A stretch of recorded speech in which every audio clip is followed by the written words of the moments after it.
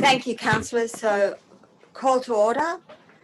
Please take your seats. I notice that you're already seated, except we're just waiting on one other councillor, but he will arrive at some stage. And I'm not sure if Councillor Horval has joined us yet. But before we're getting comfortable, if you turn off your mobile phones and devices or turn them to silent, that would be appreciated. Welcome everyone to the November 2020 Kempsey Shire Council meeting. It's good to see some people in the gallery, some locals that normally attend, and also welcome to Ruby, our representative from the Argus. For this month, we continue to require pre-registration, limited numbers and COVID-19 guidelines are still in place. And currently, Council still provides the facility for councillors to join us by Zoom. In chambers this morning, we have Councillor McGinn, Councillor Baxter, Councillor Saul, Councillor Patterson, and shortly we'll be joined by Councillor Morris, and we'll be joined by Councillor Horval via Zoom. And Councillor Shields. Welcome, Councillor Shields. She is. We're also joined by our General Manager, Craig Milburn, our Director, Robert Fish, and Stephen Mitchell, our Manager for Governance, Daniel Thorogood, and Melanie Pedersen, Coordinator, Governance and Information, and some other staff that are here. And we're Tara up the back, yes. And Councillor Horval has just joined us by Zoom. For anyone joining us for the first time, our council meetings are open to the public and live streamed to allow people to observe council in the decision-making process. It is regulation requirement for me to advise everyone present that your attendance is taken as consent to the possibility that your image and or voice may be recorded and broadcast to the public via our live stream. And other visual and or sound recordings of the meeting requires prior permission, and that decision to allow must be a unanimous decision of council. Council will break at an appropriate time to allow councillors and staff a short break at approximately 10:30. So welcome General Manager and the executive team and staff. Welcome everyone joining the live stream telecast to the November 2020 ordinary meeting of Kempsey Shire Council. Councillor Horval, if you have one available, it would be appreciated if you could put your headset on, please. Reminder, councillors, or should I say to remind myself, voting will be called for any dissent vote. Non-dissent vote is in the affirmative. Abstaining vote is recorded as a vote against. If there's no dissent votes, the motion will pass unanimously. And councillors, please activate your microphone when you have been acknowledged to speak.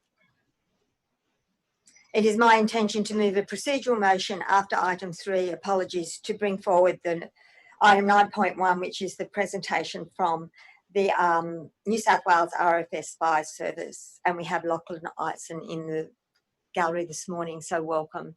And welcome, Councillor Morris.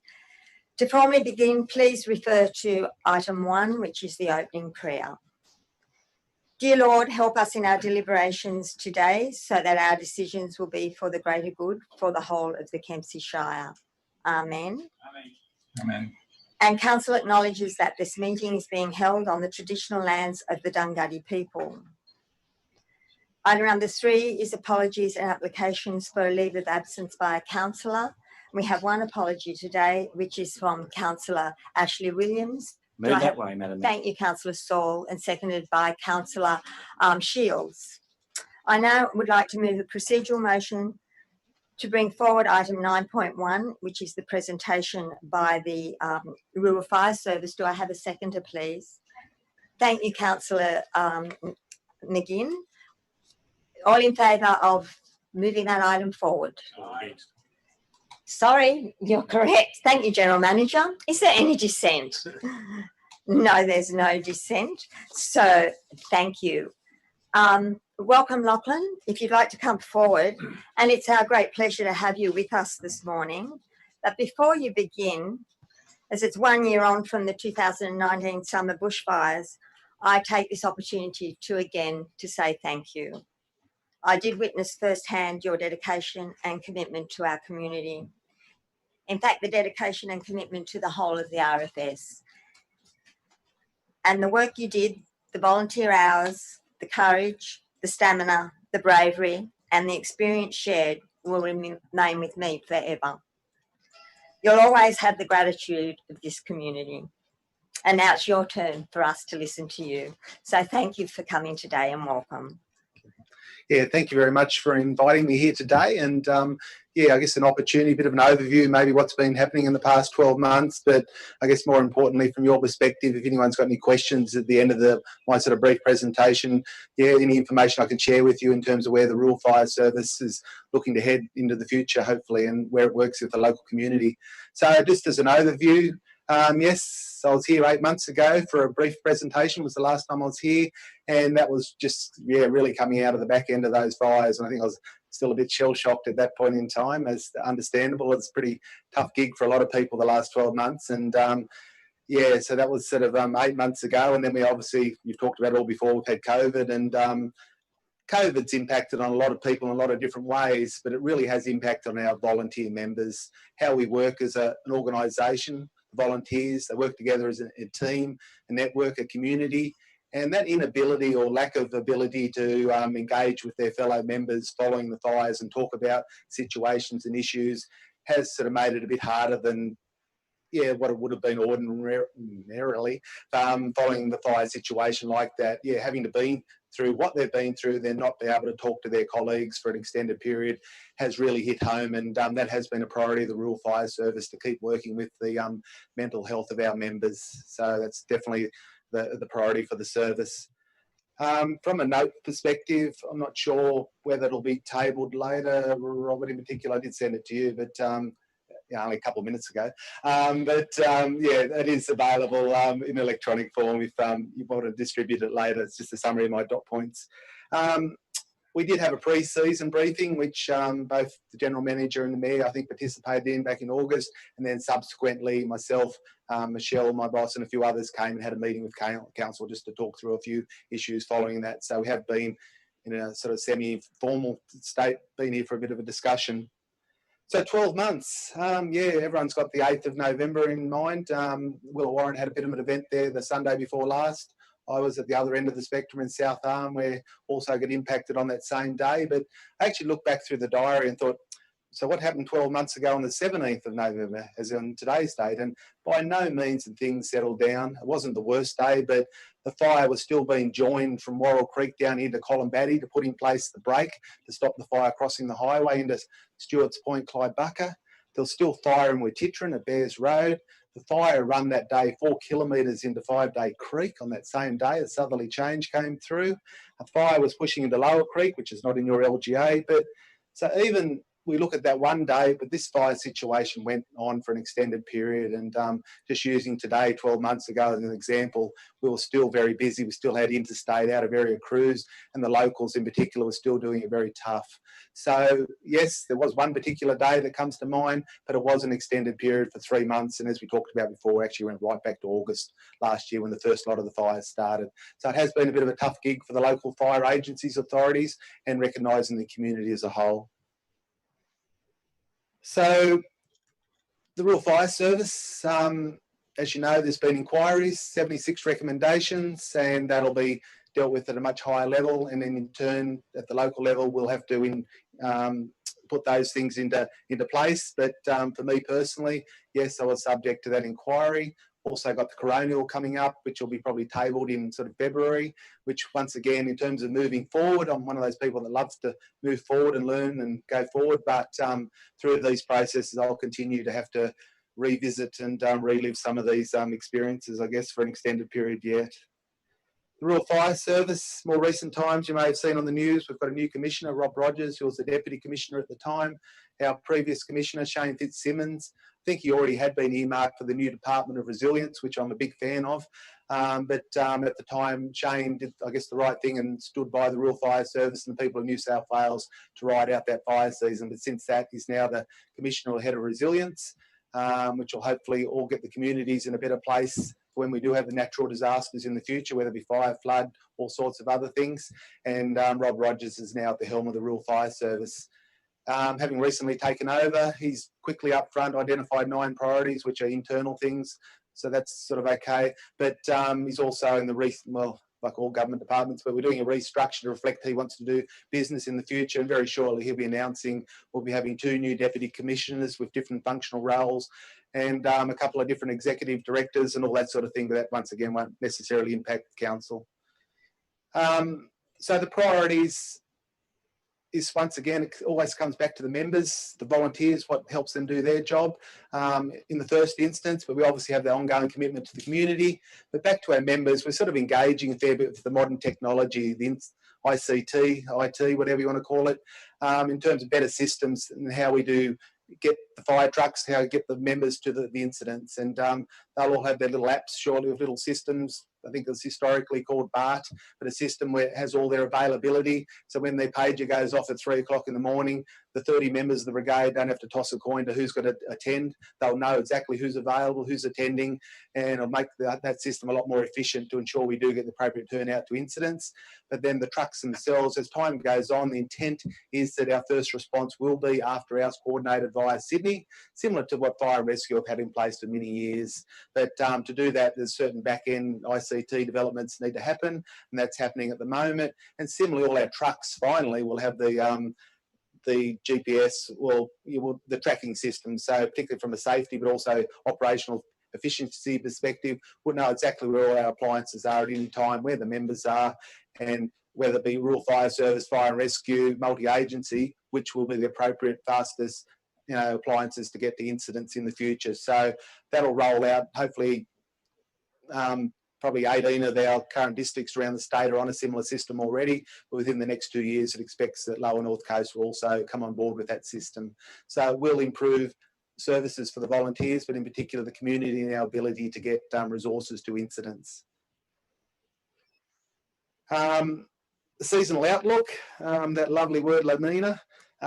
You've obviously got a feel for the season just as good as we have. It's not last year by any means. It's countryside in general is green. We can't be complacent, but it's definitely a different season to last season. Having said that, we're still getting lightning. We're still getting issues, particularly on the coastal strip. And from the Rural Fire Service, following last year's fires, I think we had some of these discussions with some of the councillors, but our focus has undoubtedly been this year the coastal strip. The coastal strip with large chunks of the area burnt last year, but the coastal strip definitely has some population centres and definitely has some fuel build-up, and that's been our focus. We've done, at the same time, the conditions have been good in terms of less fire risk. They've also made it a little bit difficult for some of our traditional hazard reduction burning.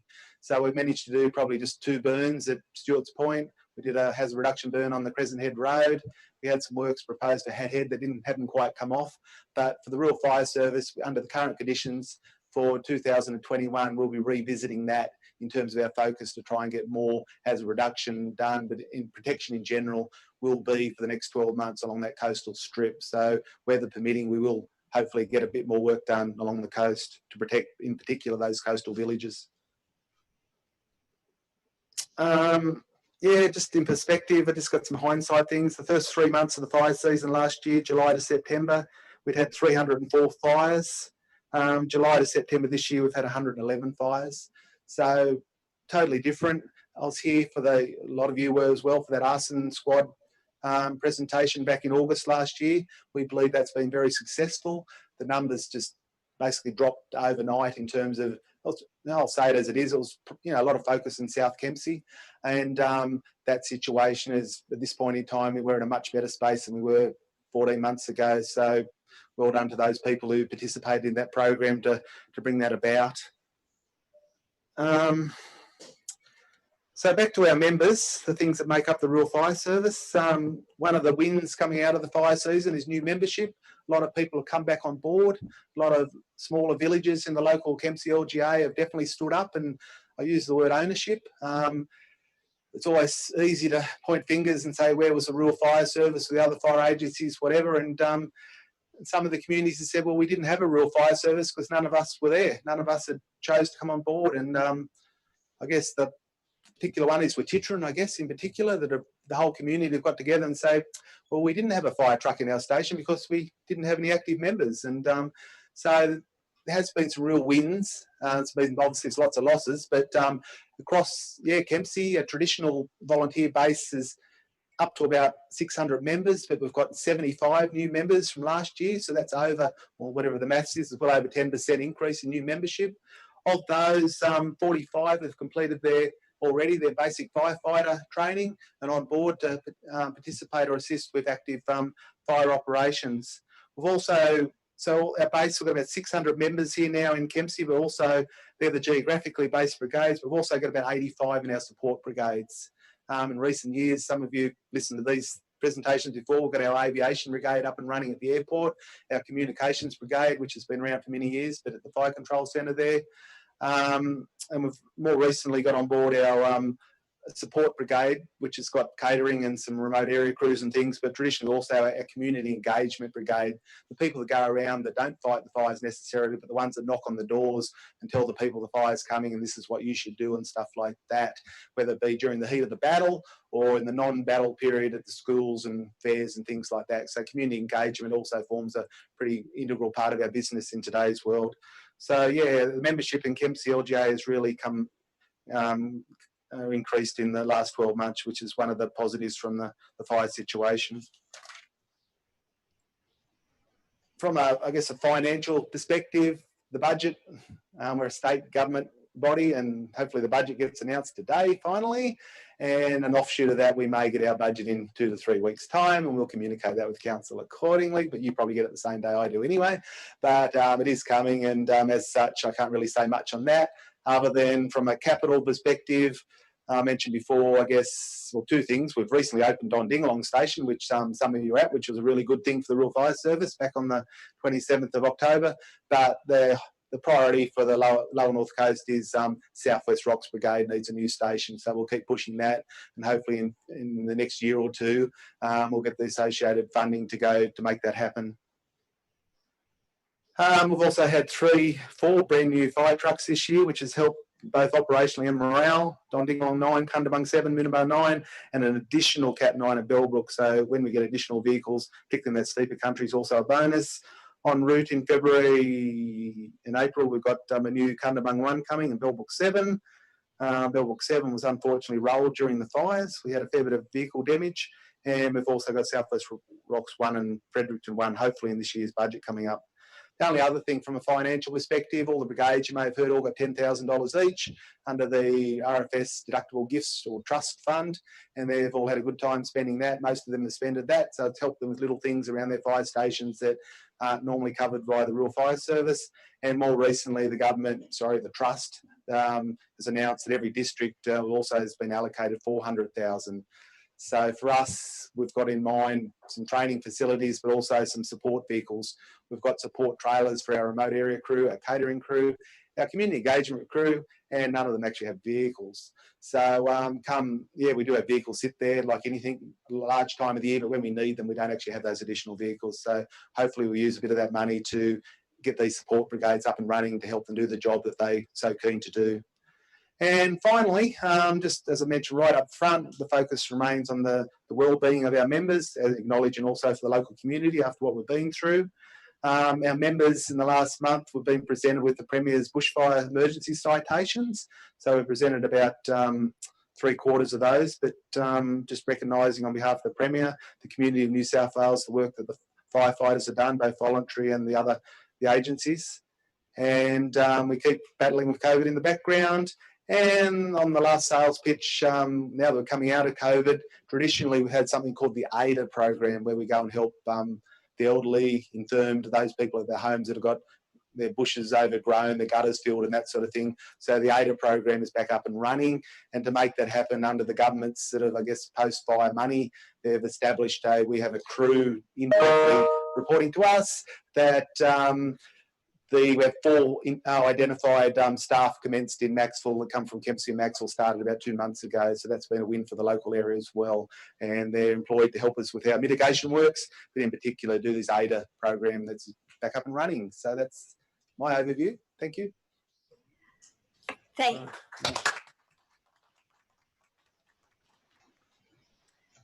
Thank you so much for your presentation this morning, Lockie. And I'll just ask any councillors if they have any questions of you. And I have Councillor Saul.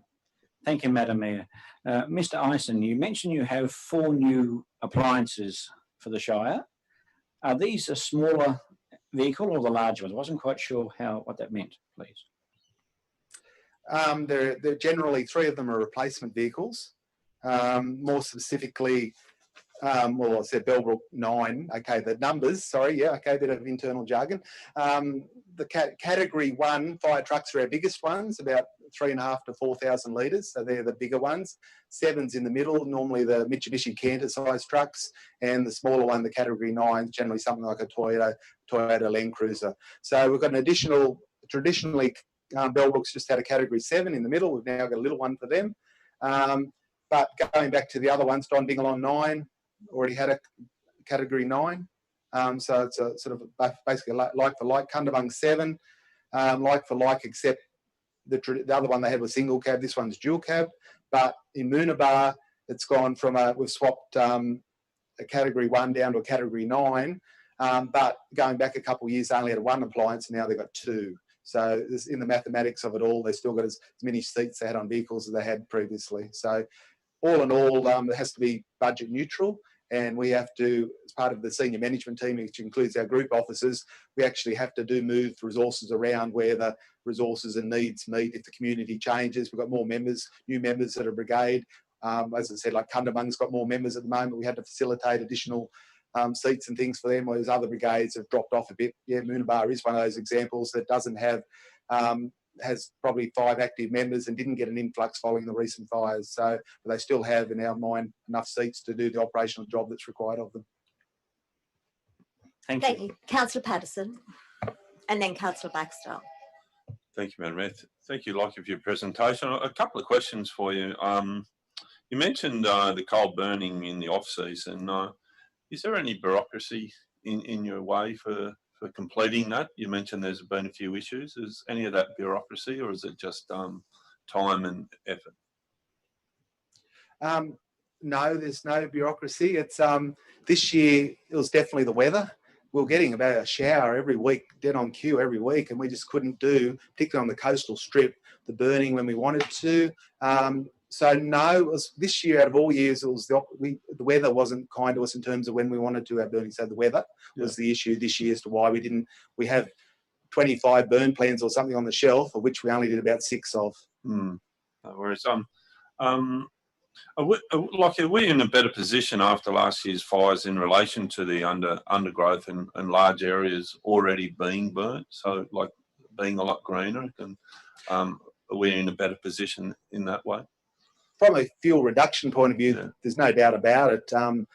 Yeah, obviously those large chunks of, what are we talking, 100,000 hectares, has basically minimal fuel load. Yes, they had leaf drop following the fires. And yes, in a lot of cases, there may be some standing or semi-standing dead material, which may become dead in years to come. But by and large, at this point in time, the western part of our LGA, from a fuel accumulation point of view, is in a good position. That's good to hear. And just finally, it's a bit out there, I suppose, but is there any likelihood of an airplane firefighting base closer to the mid-north coast, because of the large fires that we had here, and knowing how productive they are in fighting fires? There's a couple of things there. Yeah, we have we've had for the last 3 months, we actually have a helicopter pre-positioned here in Kempsey. Been out the airport of Maroon looking one out there. So we have one here in Kempsey, but the bigger aircraft, traditionally being Richmond and those places, we have one of those based in Coffs Harbour now. The LATs, the large air tankers, are based, one of the 4 is based basically, I wouldn't say permanently, but it is based in Coffs Harbour during our fire season. So we have immediate access to aircraft. We have other stuff on call through Coffs, Armidale, wherever, but we generally have one aircraft here in Kempsey and the large air tanker in Coffs Harbour. But definitely must be a positive for your the firefighting crews to know that there is a backup of that magnitude that could be possible. Oh, well and truly, it's in recent years the way we've done business has changed. We've become very, not overly, we're not dependent, but we do rely very heavily on the aircraft, not just for their firefighting capacity, but just the situational awareness, having that aircraft in the the sky to give us direction. Has changed the way we've done business, and particularly with some of our firefighters not as young as what they used to be. It is good to have that other way of doing business. So having particularly the large air tanker, which is priority, always has been communities. And as I said before, we saw what happened south of us with Port Macquarie, but more so Harrington, Old Bar, all the way down the south coast to the Victorian border. The coastal communities and those air tankers will have a particular role in that regard. Great. Thanks again for your presentation, mate. Thank you. Thank you. Councillor Baxter. Thanks, Lockie. Encouraging report. Just on those new trucks you were talking about, did the government pay for that, or was that part of that? It wasn't $50 million raised through the fires and decided to spend it on infrastructure. Did that come from money raised or government? So with the lead time, everything we get, it's about 2 years in the production line. So what we've got this year was basically budgeted for last year and the year before. So, but what you're talking about, the government, as part of its bushfire enhancements, announced, I don't know, what, 64 million or something dollars. And unfortunately, we didn't get any new trucks out of that enhancement announcement. No. What? We had our, no, the short answer is no, we didn't get any specifically out that enhancement announcement, no. Because you mentioned truck capacity 9 compared to truck capacity 1. Would you prefer a category 1 truck? Oh, they're all fit for purpose. They have different jobs. The category 1, particularly if you've got villages, houses and that sort of thing, the larger tankers, similar to what fire and rescue have, but they're 4-wheel drive. We have villages and that, we definitely need the category 1. 7, a lot of our work we do is in remote areas, so depending on the degree of the fire trails have been maintained and things like that. The category 9, the smaller units, similar to what both forestry and national parks have, but on private lands, the smaller ones get you into smaller areas, and once again, they have a role, and us as duty officers, we have to try and mix the fleet across the Kempsey LGA, the fleet we've got with the actual task at hand. Right. So they've all got their applications, and it's good to have the 3 different sizes there. Okay, thank you. Councillor Horval. Thank you, Madam Mayor.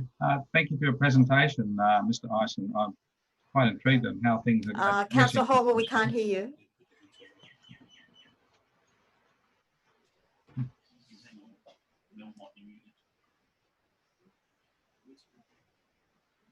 Can you hear me now? Hello? My system. We're just trying to sort it to this end, Leo. The system. In the meantime, we'll take the question from Councillor Shields. Councillor Shields. Thanks, Madam Mayor. Thanks, Mr. Ison, for your presentation. Just about the AUDIT program that you mentioned at the end, how do people access that? Okay. Oh, shivers. What am I doing? Turn my phone off. Yeah, the AUDIT program is something that's done by the Rural Fire Service, not directly through the districts, not directly through us, but we do actually have those staff. They're the ones I said have just started in Maxville, but prior to that, they were in Urunga, or they still are in Urunga, but one of the things that did come out of the enhancement is, another, 40 staff to do this program around the state. There was already about 70, now there's 100. So there's more staff to do this. There's a separate, there's a separate phone number on there, and that's all coordinated through that other sort of part of the Rural Fire Service. Yeah, using that phone number. Thank you. Do we have Councillor Horval back online? Can you hear us, Councillor Horval? Can we hear you? I can hear you. Can you hear me? We can hear you now. So thank you. Your question. You can hear me? Yes. Thank you. Thank you very much. I don't know what went wrong there, Madam Mayor. I'm doing my best. Hopefully the technology will work. Thank you, Mr. Ison, for your presentation. The first question is, we've had a Royal Commission report come down last week, and we've had the New South Wales bushfire inquiry. Have you had time to examine either of those recommendations or any of the recommendations from that? Yeah, only briefly to some degree for a reason. The one that came down last week was obviously the federal one, and it's a bit more to do with the coordination of the states. And I'd suggest that was sort of well above sort of my area of influence, I guess, in terms of it's more interstate sort of coordination and ICT and technology and that sort of resourcing, you know, who coordinates the aircraft across the states and things like that. So that one, from my perspective, doesn't have too much sort of direct impact on how we do business here locally. But the other one, the bushfire inquiry with the 76 recommendations, definitely does have a lot of applications. But once again, it'll be sort of, I put it nicely, top down, other than from a council perspective. Yes, your Limo, I think it's Robert, has to go to a little training course. But no, it's just, it's really, I don't know how to put it. There's a lot of recommendations there. It said 76, and they definitely, a lot of it's coordination, policy, procedural stuff that we can undoubtedly do better. A lot of it comes with a commitment of resourcing, money, and that sort of thing, like a lot of these do. But at this point in time, I believe there is that commitment, and we've already, Rural Fire Service in particular, has already started down that path. And yeah, hopefully will, from a coordinated firefighting point of view and our interaction with the public, the community, when we do these things, it will improve the way we do our business. Right. So the other issue, of course, is one of the recommendations from the Bushfire Royal Commission was that local government would have to assess fuel loads, and I presume the Rural Fire Service would be helping council with that. Was that how it would work? One of the, no doubt about it, one of the major themes from the inquiry was, you know, hazard reduction and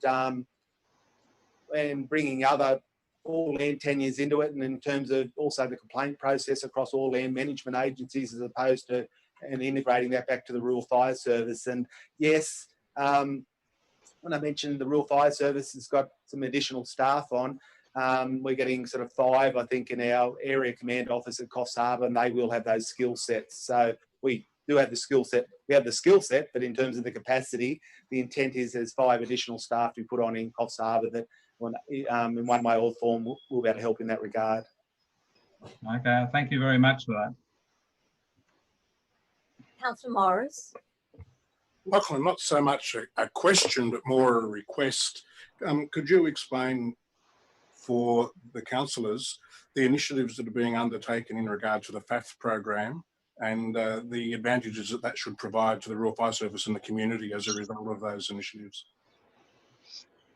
Okay, thanks, Bruce. One of the, we talk back to funding again, one of the things that money's been put into is fire trails. Going back about 4 years ago now, I guess the state government changed some legislation to bring in fire access, fire trail legislation. We've come up with a coordinated plan. And what that was all about is coming up with a strategic and tactical, I guess a bit of jargon there, but 2 different networks of fire trails that cross all land tenures. Up until that point in time, obviously national parks have a very good system of fire trail sort of identification and maintenance. Forestry do to some degree, and but on private property, it's always been a little bit problematic and ad hoc. And in terms of funding available, it hasn't been so readily available for funding on private lands. And a big player in relation to it, I'll say it as it is, in relation to private lands, is the Aboriginal community. All their lands are deemed to be private property. And so this fire trail system, one, from a map or a visual point of view across the Kempsey LGA, identifies historically and maybe into the future which fire trails need to be open at all times to a certain standard. We talked about the different sizes of fire trucks. Some of these fire truck trails need to be able to facilitate the bigger fire trucks, and some only the little fire trucks, particularly in the steeper areas. And so the fire trail funding will help ensure that the fire trails we've identified, particularly those on private lands, which weren't eligible to funding before, are maintained in an appropriate condition. So when and if an event occurs, the fire agencies, the 4 in New South Wales, will be able to hopefully respond accordingly to those areas. Well, thank you. There is one final thing. Yes, sorry. Absolutely. That just reminded me of, I guess it hasn't been mentioned, one of the things that came out of the inquiry is the concept of cultural burning. And just to put it, those of you know our Bellbrook Captain Arthur and Arthur Bain and a few other things, but the Bellbrook, the Thungutty, Lauk have been, had a couple of attempts, well, not attempts, succeeded. They've had a couple of field days where they've, I think one of them was with ABC TV. So as I guess something relatively new for the Bushfire Management Committee in Kempsey and Nambucca, we've finally sort of engaged in that process of dabbling in cultural burning, and we'll see where that takes us into the future. Yeah. Wow, that's excellent. So thank you again for joining us. You're welcome to stay if you would like, but I'm sure you've got other things to do. So thank you again. Madam Mayor. See you. Madam Mayor. Thank you, Lockie. Bye. Okay. Madam Mayor. Madam Mayor, procedural motion or point of order? I'm just not sure what it is. Just a moment. Councillor Horville has his hand up. Thank you, Madam Mayor. I just like to move a motion. Kempsey Shire Council thanks Mr. Ison for his informative presentation here today.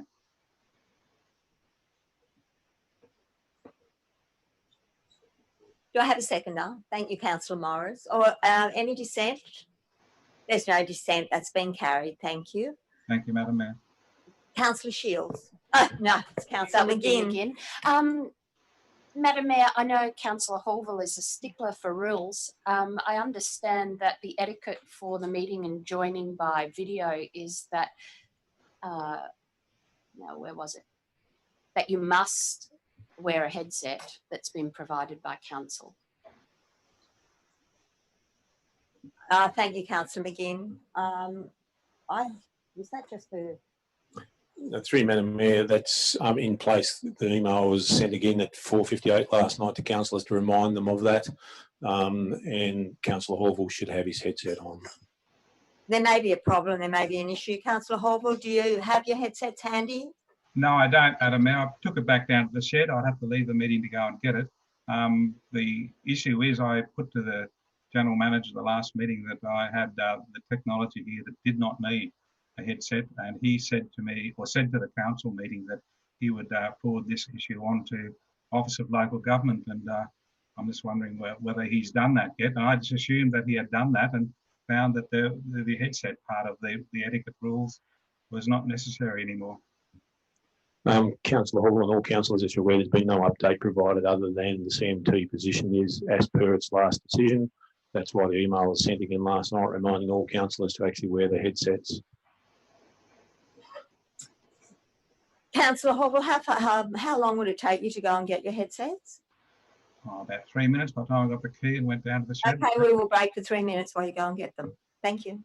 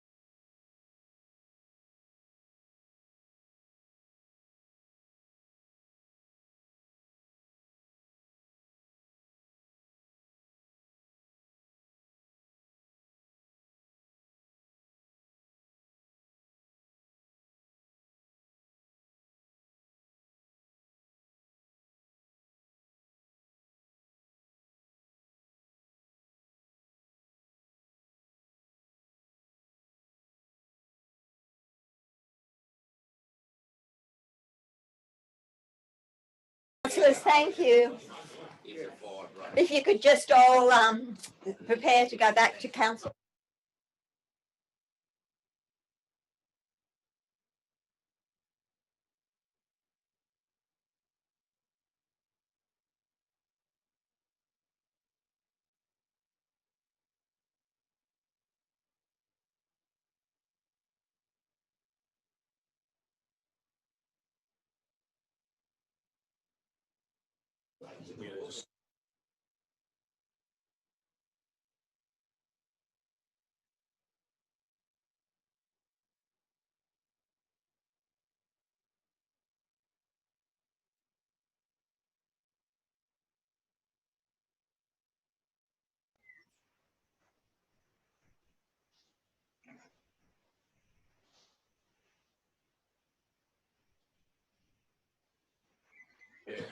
Okay, thank you, councillors. Call to order. We are now back in session. Thank you, Madam Mayor, Councillor can you hear Horville. me? Thank you, Councillor Horville. Right. Can you hear me, Madam Mayor? Yes, we can. Yes. Thank you. To follow up, Mr. General Manager, may I ask you your commitment at the last meeting that you were going to forward my concerns to Office of Local Government. Did you do that, please? Well, I still intend to do that, Councillor Horville. Okay, thank you. It's technology that we can use. Thank you, councillors. We now move on to item number 4, which is the confirmation of minutes of the October meeting of council. Move that way, Madam Mayor. Thank you, Councillor Patterson, seconded by Councillor Saul. Any dissent? Madam Mayor, I've got my light on. Oh, sorry, Councillor Morris. Madam Mayor, I move an amendment that the minutes of the ordinary meeting of Kempsey Shire Council dated 20th of October be confirmed, subject to the following amendments. That the abbreviation sought be replaced with the term in full, being statutory and other officers remuneration tribunal, which is in one of the amendments. And that we add a point 2, that the draft minutes of the council meeting of the 20th of October 2020, included on council's website, be changed to be the draft minutes presented to council for adoption at this council meeting. If you check the minutes on council's website, they are as were distributed to councillors after the meeting. If you check the minutes that are included as an attachment to this meeting, they are vastly different. So revision 2, and I thank Daniel for updating and including some of the amendments that were moved in that item. But they are vastly different, and I believe we should have the ones that are being considered by council presented on council's website, not the ones that were the earlier version. Is there any problem with any of that? Second that, Madam Mayor. Are you happy for it to be incorporated? Yes, Madam Mayor. Are you happy Yes, with we that, are, yes. Councillor Morris? Yeah. Yeah. Okay. Any dissent on? Madam Mayor, so a light on. I've got a second amendment for the minutes, which I forwarded through to Daniel just then, that the minutes of the ordinary meeting of Kempsey Shire Council dated the 20th of October can be confirmed subject to the following amendments, and including the other things that have just been adopted. Insert immediately prior to amendment at bottom of page 4. A point of order was raised by Councillor Morris that discussions were occurring in the chamber without the use of microphones that could not be heard by remote attendees. The chair upheld the point of order and requested that all councillors in the chamber turn on their microphones prior to speaking. Insert after amendment before moved at bottom of page 4. The mover accepted the amendment into the motion, followed by a point of order as raised by Councillor Morris that debate was occurring in the chamber without the use of microphones that could not be heard by remote attendees.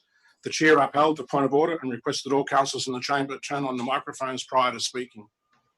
The mover recanted their acceptance of the amendment into the original motion. I'll second that. Do you have any problem with that, mover? Madam Mayor, I don't accept that, sorry. Okay. So we have a amendment. We have a seconder. I'm going to wait till it is all put up on the board so that we can think about it, because no one here has had the chance to Madam Mayor, review that. Madam Mayor, through you to the General Manager, what are the minutes? What are the minutes for the recording of the meeting for again? Is it not recording the decision of council? They're recording the decisions of council, and in relation to points of order, when there's a decision made about a point of order, that is a decision of council, so they should be recorded in the minutes as well. So we're just waiting to get this up. May I just ask a question?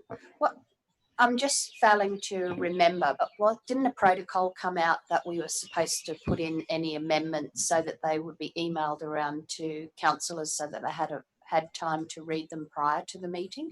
What was actually the That's direction certainly, there? yeah, that was certainly the workshop we had, and the discussion was for councillors to do that. However, the code of meeting practice doesn't require that still happens. So a councillor still can do it via the floor. It does mean it just gets delayed as people try and read it and understand what's actually happened. And my recollection of that is that the General Manager said that we could submit them at any stage, but he would recommend that councillors vote them down. Don't believe I ever gave any direction on council voting anything down, Councillor Morris. It would be up to the councillors. It would be up to the councillors to make a decision as to whether or not they have enough time to consider what is being put from the floor as to how they vote for it. So through you. So just a moment, councillors. I'm just waiting on our governance people. We now have what is proposed as the amendment in front of us for you to have time to consider it. So that the minutes of the ordinary meeting of Kempsey Council dated on October 2020 be confirmed subject to the following amendments, include only previously adopted amendments, which were the ones that were accepted. The sort and the extra point, yeah. And the sort, what was the other one? That we update the minutes. Yes, absolutely, on our webpage. And then insert immediately prior to the amendment at the bottom of page 4, a point of order was raised by Councillor Morris that decisions were occurring in the chamber without the use of microphones that could not be heard by remote attendees. The chair upheld the point of order and requested that all councillors in the chamber turn on their microphones prior to speaking, and that insert after amending being moved at the bottom of page 4, that the mover accept the amendment into the original motion, followed by a point of order was raised again by Councillor Morris that debate was occurring in the chamber without the use of microphones that could be heard by the remote attendees, and the chair upheld the point of order and requested that all councillors in the chamber turn on their microphones to speaking. The mover recanted their acceptance of the amendment into the original motion. You didn't actually use the word recant. You actually said that you changed your mind, but I just put down recant because that's yes, that's correct. That's what happened. Yeah, in my view. Yeah. Okay, so that is the amendment. So question once again, Madam Mayor, as a mover, this change, is this in our code of meeting practice or is this in our suggested code of meeting practice? The General Manager can answer that. I was just reading something else, sorry. What? Sorry, just a question again about this. Is this in our current code of meeting practice or our suggested current code of meeting practice? As per Councillor Morris putting things forward today, that's in our actual adopted code of meeting practice. So Councillor Morris is entitled to do that. We do encourage councillors to put them in prior to the meeting so councillors have time to actually read them and process them, and also so the public actually is aware of things being suggested. But a councillor is entitled to actually still do it from the floor.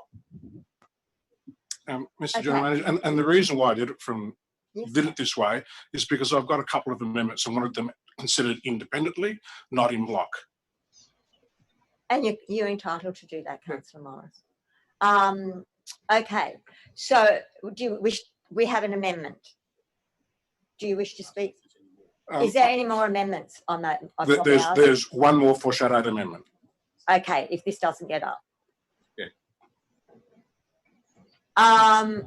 Councillor Shields. Comment. The issue with this is, I have no problem if that was what happened in the council meeting and this is actually, noting what happened. The meeting was a month ago. The meeting went for 7 hours or something. I can't remember specifically. So when you bring it up at the moment, I have no recollection of whether this actually happened or not. So I feel like I have to refrain from voting because I really don't know. Thank you, Councillor. Do you wish that, and that was a question or speaking against? Hang on a Chair. moment. Councillor Morris hasn't spoken. The reason why I put this up, because I clearly remember this happening. Like I said before, I've got 2 or 3 amendments that I wish to be considered independently. I must admit I've had other things on my mind, so I didn't have an opportunity to actually type it up other than a couple of dot points until, in fact, I finalised it last night after our workshop. So I could have forwarded it into Daniel, but I rang Daniel last night, which I didn't answer his phone, to confirm whether it would be worthwhile forwarding them in or not.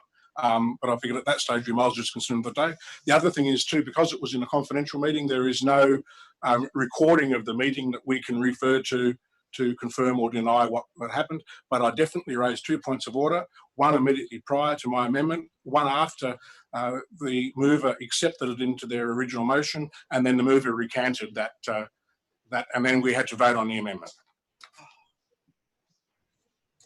Councillor Horval, and then I'll take Councillor Baxter.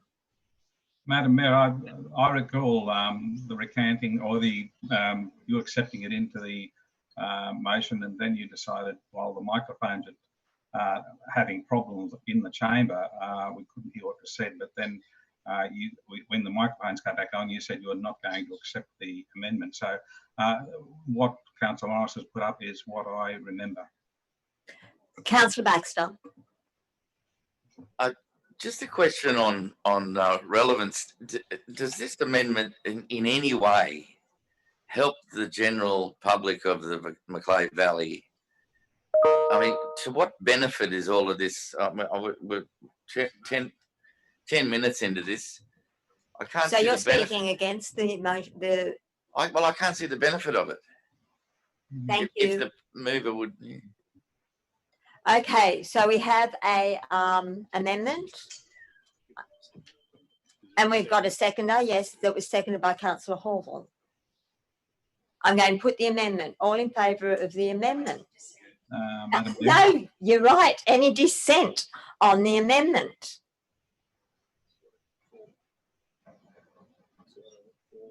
Five. The amendment's been lost. So you've got a foreshadowed. Thank you, Councillor Morris. Madam Mayor, the foreshadowed amendment is that the minutes are the same entry point. Obviously, that one wasn't adopted, but the previous one was adopted. The next one is Councillor Morris moved a procedural motion. Moved Councillor Morris, seconded Councillor Horval, that the matter of the General Manager's contract renewal be deferred to the next meeting due to the apparent dysfunction of the meeting process. That was lost 2-7, with voting for Councillor Horval and myself, and voting against the remaining 7 councillors. Was that in confidential, Madam Mayor? Yes, but it's still in part of the minutes. Madam Mayor, point of order. Yes, Councillor. Sorry, Madam Mayor, interrupted. To solve the problem, but the results on the last amendment, I can't see who voted, and I couldn't see what was happening in the chamber. We just need to bring it up. Thank you, Madam Mayor.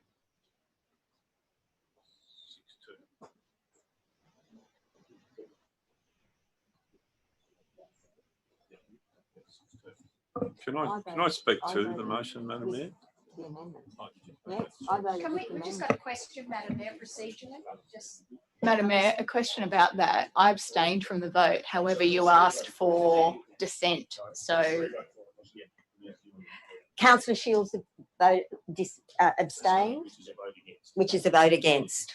So how do you know that if we're calling for dissent? You know, when we're calling who's in favour of the motion, that works by abstaining. But if you're calling for dissent, you're correct. How do people know that? Because you actually said before you were actually abstaining from it, and I took that as what your position was, Okay. and that means you're actually voting against. Thank you. Okay. So up on the board, the amendment, Councillor Horval wanted to see on the board the voting. Just while we're doing that, That's not correct. but those voted for the amendment were councillors Morris, Horval and Campbell, and the balance of councillors voted against. That was the previous one, Councillor. Thank you, Madam Mayor. I can see that now. Okay, so we now have foreshadowed motion, which we're now going back to the, which is now an amendment. And is it on the board yet? We'll wait for it to be put on the board.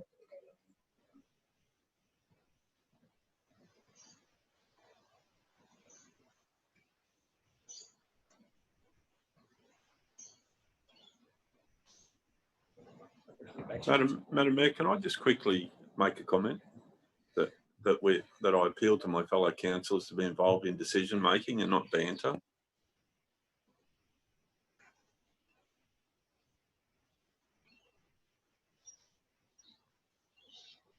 So we now have an amendment, and the amendment is that the minutes of the ordinary meeting of Kempsey Shire Council dated 20 October 2020 be confirmed, subject to the following amendment, including any previous adopted amendments, which we already had.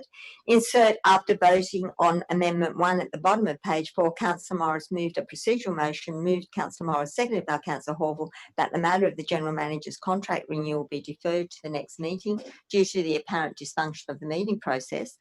And that was lost 2-7.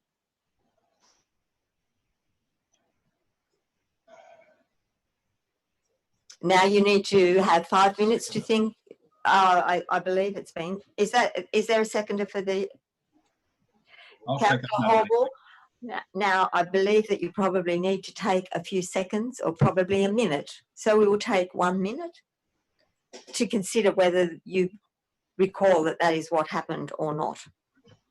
Madam Mayor, I'm abstaining again. I don't recall that, but my memory is fallible from a month ago.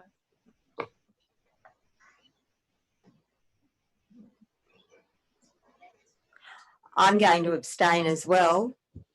I can't remember. Madam Mayor, can I make a comment, please? If we're abstaining from our decision making, I know the decision that we made was that we overwhelmingly voted in the General Manager's new contract. That I remember, and so that she cannot abstain from. No, she can't abstain from that. No, neither of us are. This is about amending minutes, Councillor. This is about moving, amending. No, it's not. No, it's not. This is. I actually take can I speak against it? Yes, certainly. I really take it. So Morris needs to speak for it if he wants to. All that I've done is put down exactly the procedural motion I moved, that I clearly remember there being some angst at the time, but there was no mention of any concern about the wording. I can't see why there'd be concern about the wording now if there's no concern about the wording a month ago. It's illogical to me that there is any concern with the wording that I used a month ago when it's put in type today. There had been concern, it should have been raised at that meeting. Councillor. Well, I have a problem with this, Madam Mayor, because what Councillor Morris is bringing to this meeting and airing is that there was apparent dysfunction of the meeting process. I don't believe there was anything wrong with the meeting process, and I find it actually quite abhorrent and offensive that this is being brought and wasting our time now and trying to give an air of uncertainty as to the meeting processes that occurred last month, which were functional, appropriate, above board. Everything was, it was a good meeting, and just bringing this now to try and change minutes, in my sense, is trying to put an air of uncertainty around the decision making that occurred at the last meeting, and I certainly reject it. I'll just make a comment on that, but if you look at what was the result of that amendment, it was voted down 7-2. Mayor, if I can just say something, what councillors have to do here is take their mind back to that meeting if they can and see if they can recall this occurring. If this has occurred and you can remember this occurring, then you need to vote in favour of this. If you cannot recall this occurring, you either abstain or vote against it. It's actually quite simple and quite clear.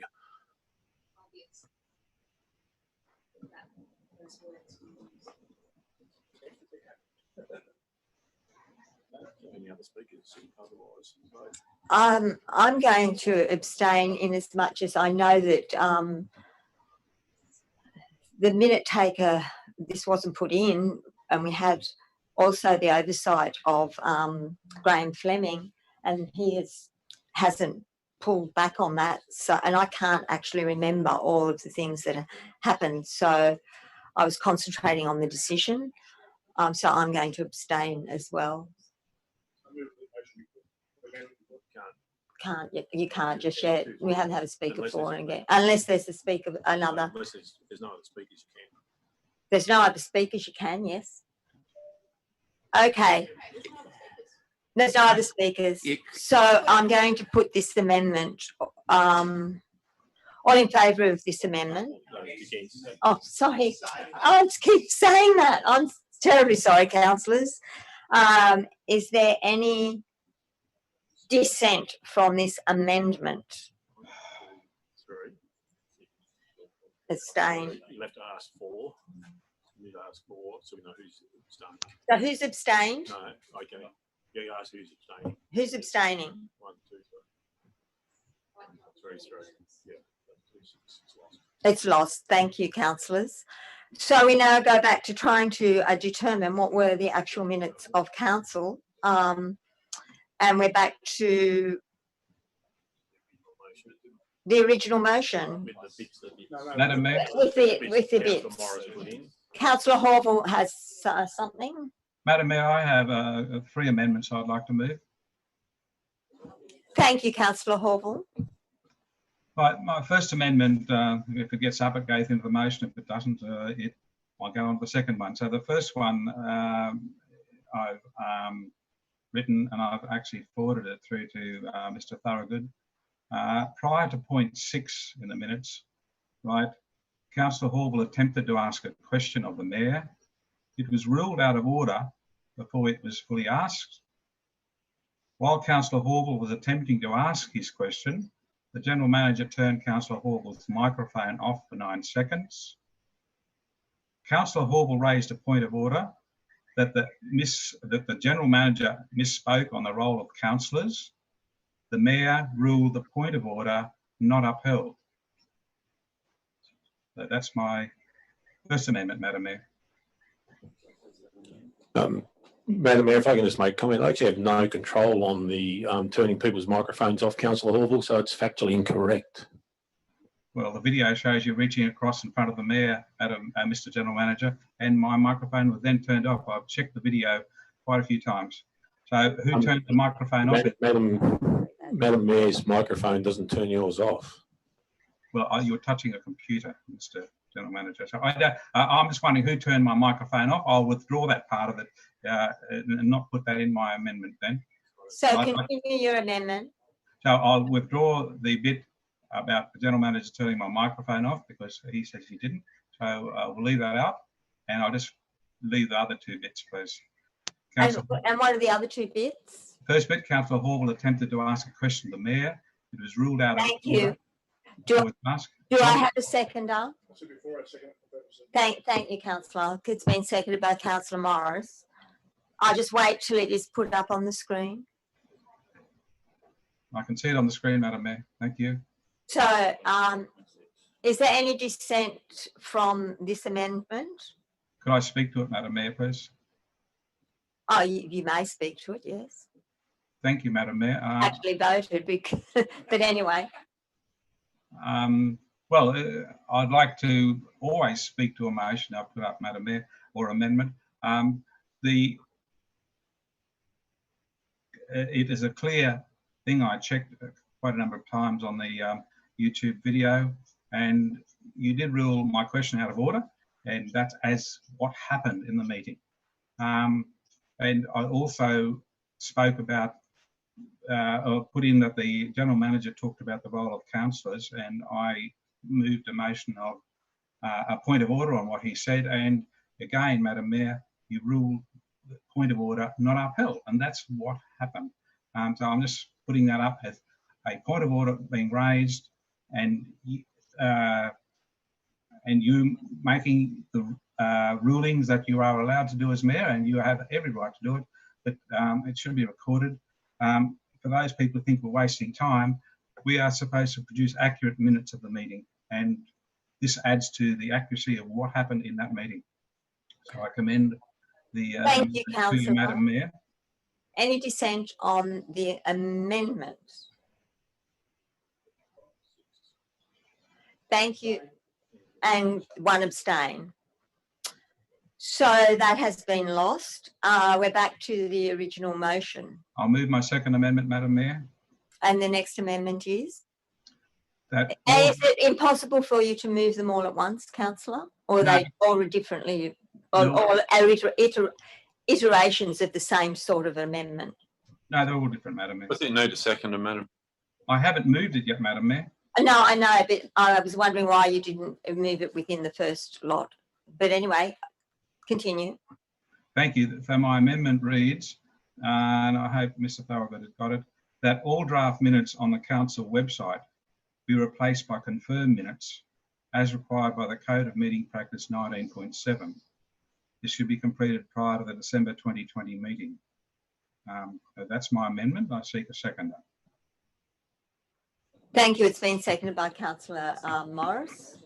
Speaking to it, Madam Mayor. Just a moment, Councillor. Is that I just a question? just a Madam moment. Mayor, I'm just asking the general manager for comment before I can say whether this is a it's Madam legal Mayor, motion. Madam Mayor, I don't consider this is actually a separate item of business. It's nothing to do with the actual minutes per se. It's not related to the minutes of the actual past meeting. I can say that the draft minutes have been referred to our web people to actually get updated anyway, but it isn't related to the minutes of the last meeting at all. It's a totally separate item. Thank you. It can't be accepted. It would be new business. So I'm sorry, Councillor. What's your next amendment? Thank you, Madam Mayor. You've ruled it out of order. Thank you very much. My third amendment, and I'm very aware it happened in confidential, so I'm very careful about the words I'm about to put to you, Madam Mayor, and to the meeting. Amendment 3, and it was raised by Councillor Mr. Thorogood last night at the briefing.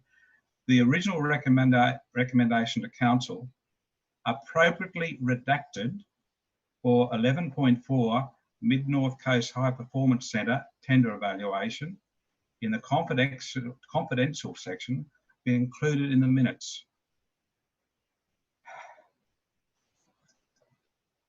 And if necessary, Madam Mayor, we could move into confidential if you think we need to discuss what actually was written in that original recommendation. Councillor, I'm just would like to explain that we're adopting minutes. We're not revisiting decisions that have been made. This is what this motion is, confirmation of minutes. Well, I understand that, Madam Mayor. Thank you.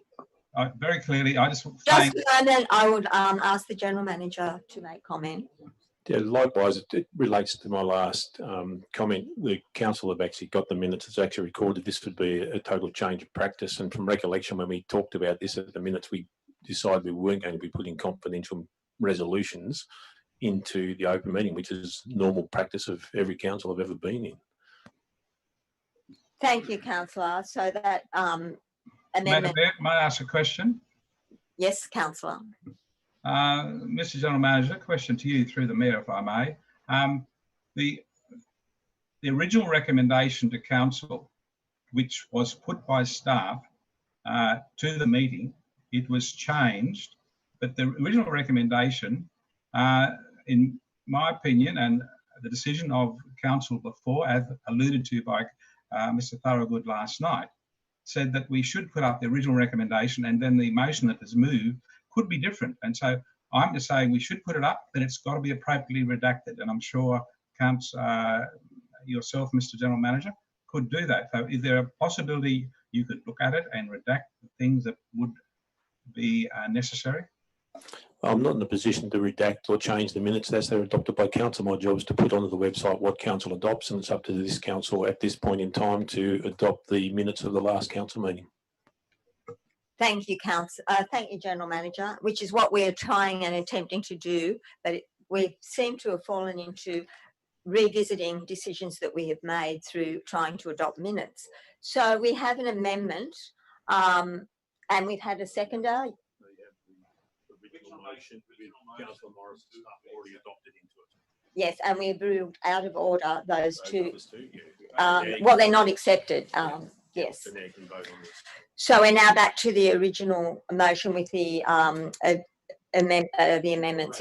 Madam Mayor, a question. Yes, councillor. I've put up an amendment. Has it been seconded, and do we get to vote on it? No, we don't. It's been ruled out of order. You've ruled it out of order, Madam Mayor? Yes, under advice from the General Manager. Right, I didn't know that you ruled it out of order. Thank you very much. Thank you. Okay, is there any dissent on what we have in front of us now? No, one dissent. So we have now moving on to item number 5, disclosure of interest. Councillor Member can only significant interest in item 9.3, in as much as I'm the Kempsey members, treasurer of the Kempsey members account for the Mid North Coast Legacy. Thank you. Any other disclosures of interest? No further disclosures of interest. We'll move on to item number 6, which is items passed by exception. Move that way, Madam Mayor. Second that. It's been moved by Councillor Patterson, seconded by Councillor Saul, but we will need to Madam Mayor, withdraw. we withdraw One of them. 9.7 and it be Yes. that we withdraw fully, not withdraw it from the consensus motion, but we withdraw it for consideration from the report. Thank you, Councillor. Question, Madam Mayor? Do we need a seconder for that? It'll be part of Oh, it'll be part of this. Thank you. Thank you, Councillor Morris. Madam Mayor, happy to incorporate that. Thank you, Councillor necessary. Saul. I think Councillor Patterson moved it, so yeah, that's okay. We need to do that. There's a question from Councillor Hall. Thank you, Madam Mayor. I just seek direction from the General Manager or Mr. Fish. Withdrawing it, don't we have to actually, in open council, give reasons why it's been withdrawn, and because it is on the public agenda?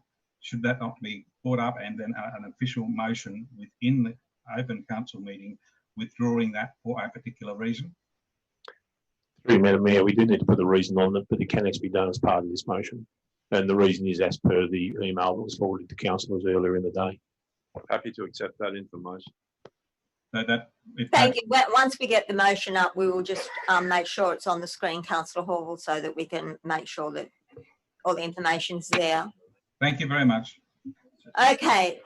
So what we have... Madam Mayor, I'd like to withdraw the Australia Day Award Committee minutes, 8.1. 8.1.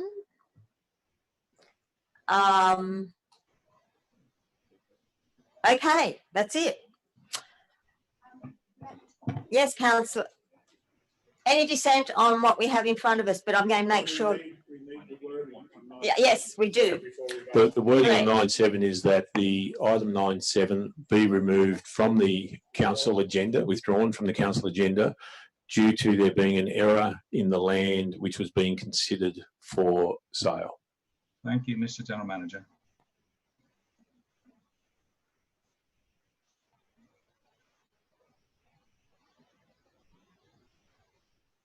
Yeah, the road closure.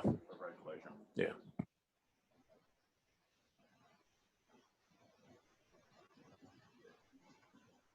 Oh, that writing's small. So, okay.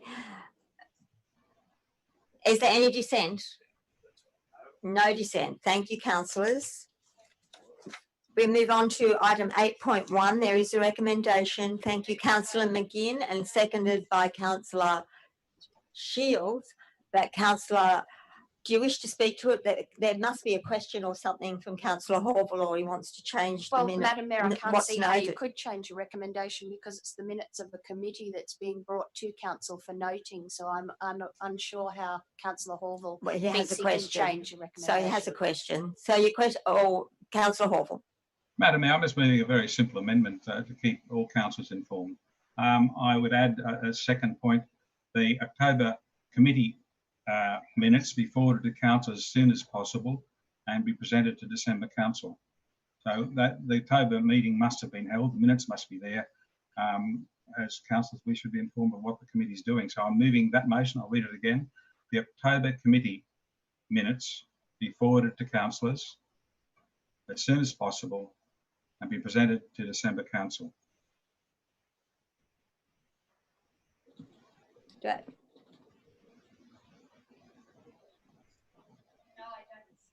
I don't accept the amendment.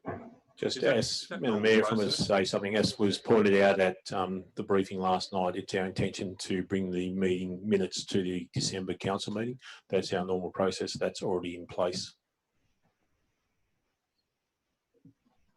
My understanding was we also had that discussion, and you and the director committed to having it. Did you say that it would be sent in the? Yeah.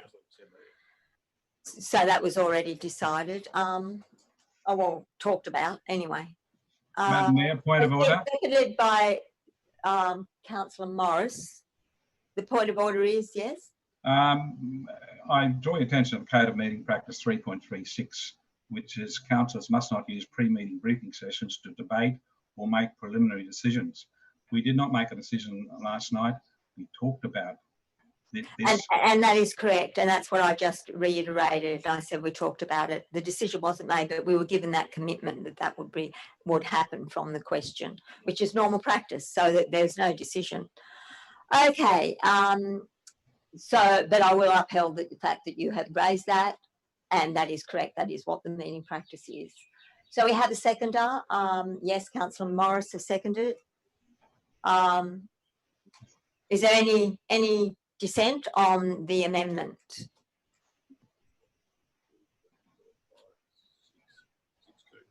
The amendment's lost. We're back to the original motion. Is there any dissent on the original motion? Can't see the voting on that one, Madam Mayor, please. It will come up in very shortly. Thank you. It's on the screen now. Thank you. Is there any dissent on the original motion? There's no dissent. That's passed unanimously. We've had item 9.1. We'll move on to item 9.2. Thank you, Councillor Baxter. Second that. And seconded by Councillor Saul. Okay. Do you wish to speak, Councillor Baxter? Very briefly, I want to thank the staff for putting this magnificent report together, and I want to thank the council for supporting this expansion of affordable housing at Crescent Head. The ability or the possibility of getting more young families at Crescent Head is so important for the survival of the village. Business-wise, for its very soul, we need more young families out there, and I would ask the council to support this recommendation by the council and get us one step closer to allowing more young families to move into Crescent Head. Thank you. Thank you. Councillor, before we moved into that, I was very quick to say that you'd moved it, which you were very quick, but just so that people are aware that haven't got access to what we've got, this is about a Kempsey Local Environment Plan for Crescent Head, and it is a proposal for lot 704 and portion of lot 707 at Crescent Head. I'll take Councillor Horval and then Councillor Morris. Madam Mayor, I'd like to ask a series of questions, if I may, please. Yes, Councillor. I know it was on the briefing last night, but I would like to ask an open council. Can the person further down the track who's proposing the subdivision subdivide any of the 650 square metre blocks into two under the present KLEP? Mr. Fish. Yeah, through you, Madam Mayor. just the 650 square metres will be reflected in the minimum lot size map, which will obviously reflect through into the LEP, dependent on obviously council's decision from today on the planning proposal.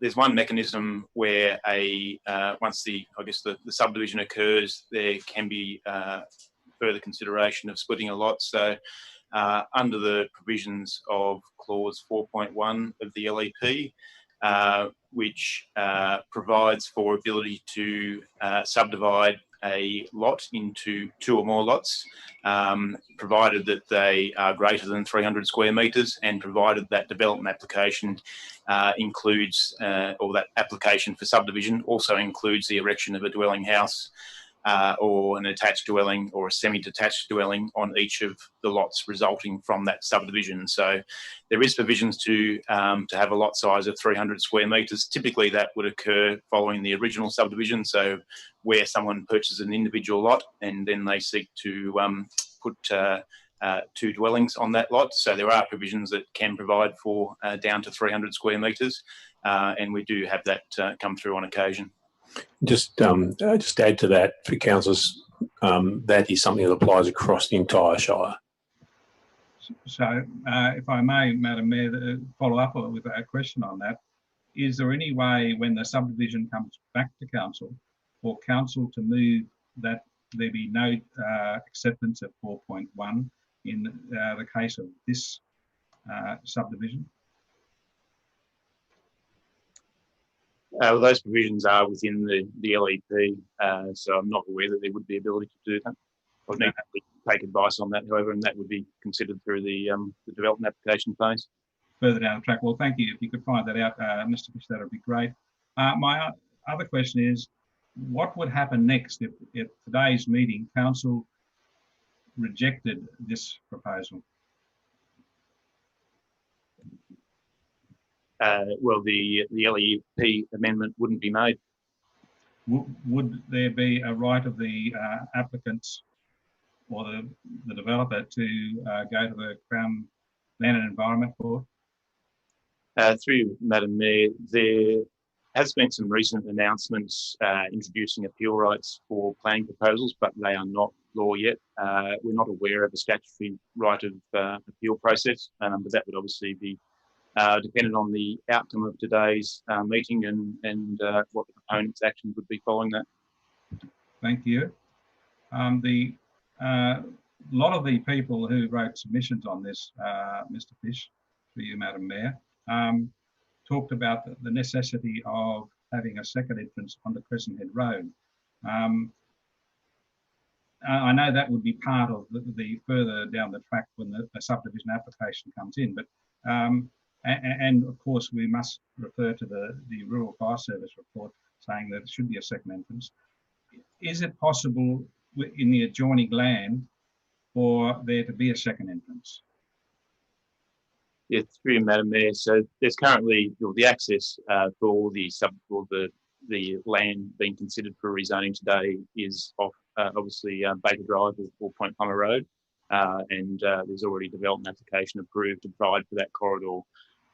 That corridor provides for flood or for an access that's flood free from the 1% annual exceedance probability event, and whereas the consideration of an access on the Crescent Head Road is through land which doesn't provide a flood free access. So that's already in place for the purposes of flooding. Certainly through the development application process, the need for a secondary access will be considered as part of that. There is a potential access highlighted in the planning proposal that could be considered, but that'll be looked at in more detail as part of the development application process. Obviously, should council resolve in favour of the recommendation today. Thank you. So if that secondary access onto Crescent Head Road was built, it would have to be at a height above the flood level. So it would be a built-up road. Is that what your perspective would be? Well, if it was a secondary access, not necessarily, but yeah, there's potentially, I guess, other opportunities for secondary access available from the land in question. Thank you. Again, in the submissions, quite a few people brought up the idea or the challenge to why is there a roundabout in the plans that have been submitted? Is that a potential for further development to the west of the subdivision that's been shown to us? Yeah, through you, Madam Mayor, no, that's not an indication of any further subdivision. It may well have carried over from previous versions of the planning proposal. I'm not too sure. The detail of the subdivision will occur through a DA process. Today's decision is obviously around the zoning of the land and the instruments behind that. Okay. In a couple of submissions, there were photos attached, or the submitter said a third of the photos. Some of the photos were not attached. Is there a reason for that, or was that an oversight? Through you, Madam Mayor, I'm not aware of the images that you're referring to, Councillor Hall. Right, thank you. When someone makes a submission, that I would presume. Councillor, if you could just ask your question. I am asking a question, Madam Mayor. I would presume, Mr. Fish, that when people write a submission and they put photos, that councillors should see those photos. Would that be correct? Yes. Right, thank you. Thank you, Councillor. Is that Councillor Morris? Couple of questions and then a possible amendment. The questions though initially are, well, my first is a comment. I support this wholeheartedly and I believe we need to go ahead. And I'd like to make the point that council should be stressing to the community that the time to make comment on something like this is when the strategic plans are developed, because this is clearly articulated in the long-term planning for land release. So therefore the time to complain about it or make comment about it is when those plans are put on public exhibition. The other question that I've got is there, and I see nothing in the recommendations about the affordable housing that Councillor Baxter continues to hammer home about. Is there any provisions for affordable housing within this gateway or in the future development that Council is aware of? Through you, Madam Mayor, today's decision is certainly around the zoning of the land. Some of those aspects may be considered through the development application process, and that would be up to obviously the proponent of the development application at that time. And Madam Mayor, the small amendment that I would like to suggest is that we add a point 7, and that being that the people that submitted people that made submissions be advised of the outcome, which we quite regularly do for such issues. I'll just ask the mover if he's happy to accept that. Yeah. Yeah, are you happy with that? Thank you. Madam Mayor, a question on that point, just for clarification, if I may. How do we propose to advise these? Is it by letter or is it by email? How is it to be done? Because the point I'm asking is the cost, Mr. GM. Through you, Madam Mayor, we'll have a look at how those submissions come in. The majority of those actually, I think, come in through email. We just simply email back a standard response to them. Thank you. Can I just answer that point made by Councillor Morris? About the submissions? About affordability. Yes, you can. Basic supply and demand, Councillor, if there's a massive shortage of housing at Crescent Head, demand exceeds supply, forces the price up. To put another 90 blocks out there, you're increasing supply. There's a downward pressure on prices. Thank you, Councillor. Thank you, Councillor. Okay, Councillor Saul. That's all. Councillor Saul. Madam Mayor, I'm speaking in favour of the motion. Is that possible? Yes, Councillor, it is. Thank you, Madam Mayor. Madam Mayor, this is a long time coming, but it's wonderful news to see for the area of Crescent Head and the Valley. We must grow. If we don't have homes and families, we're not growing.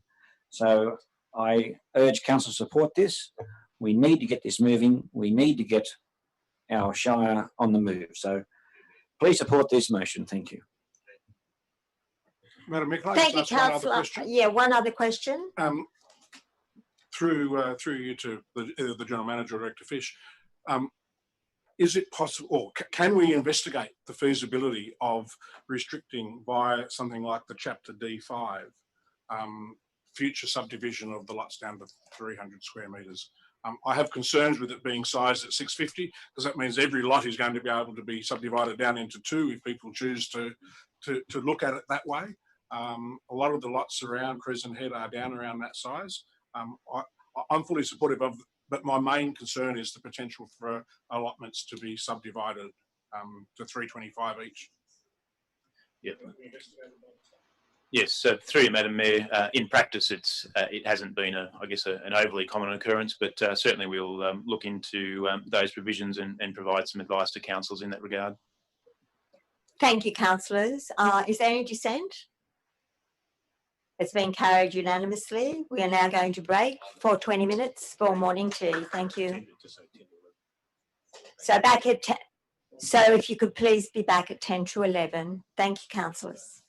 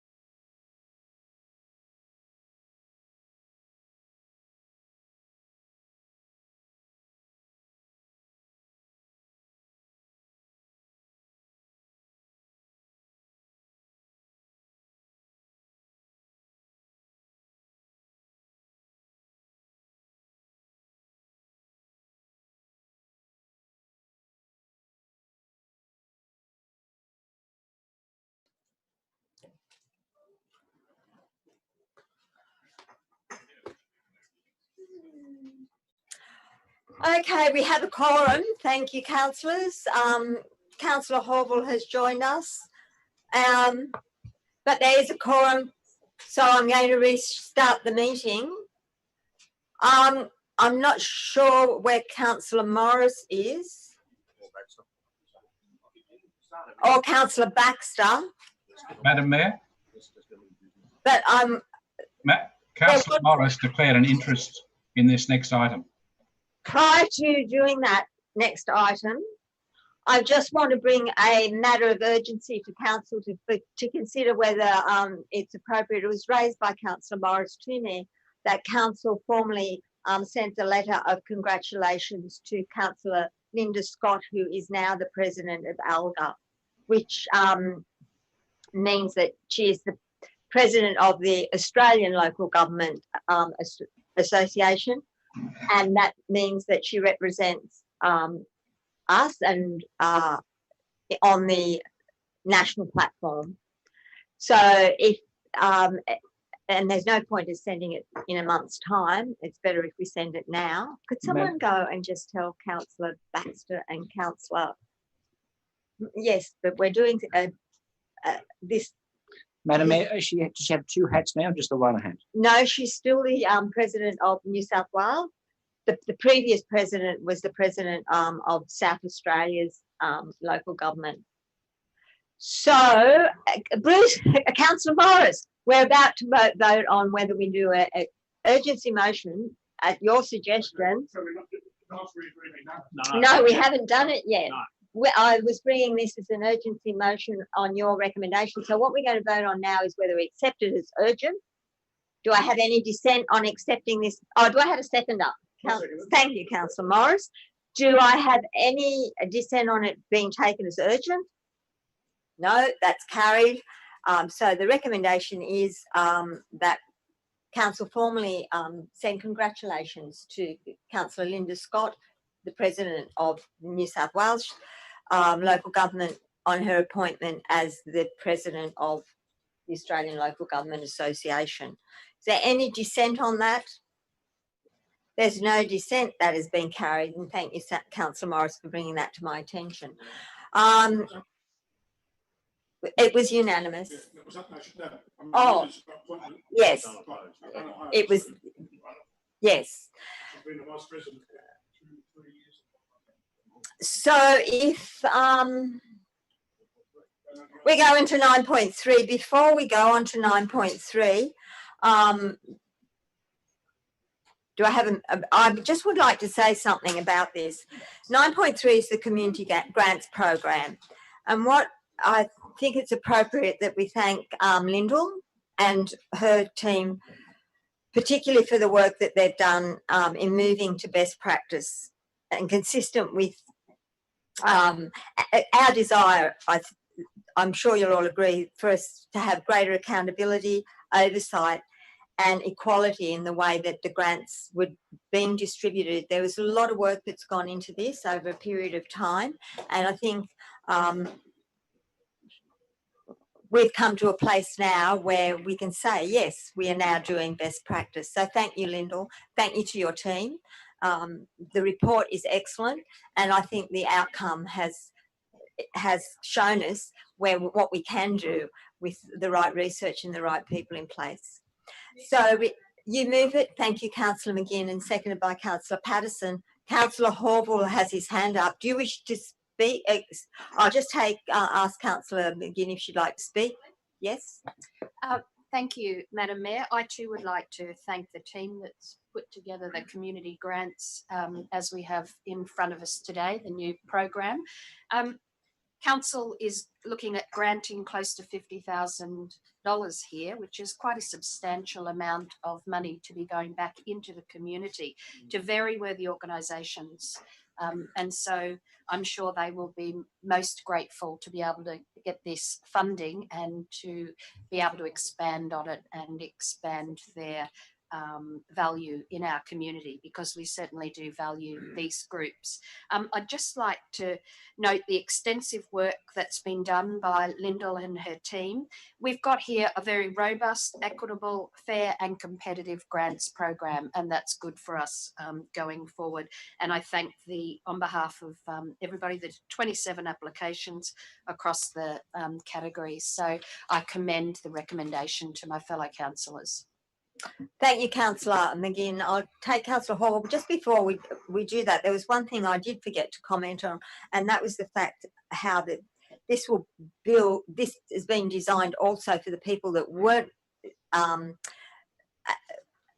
accepted into the grant program this year, the ability for us to work with them closely for the next time round, or however they put in for their grants in the future.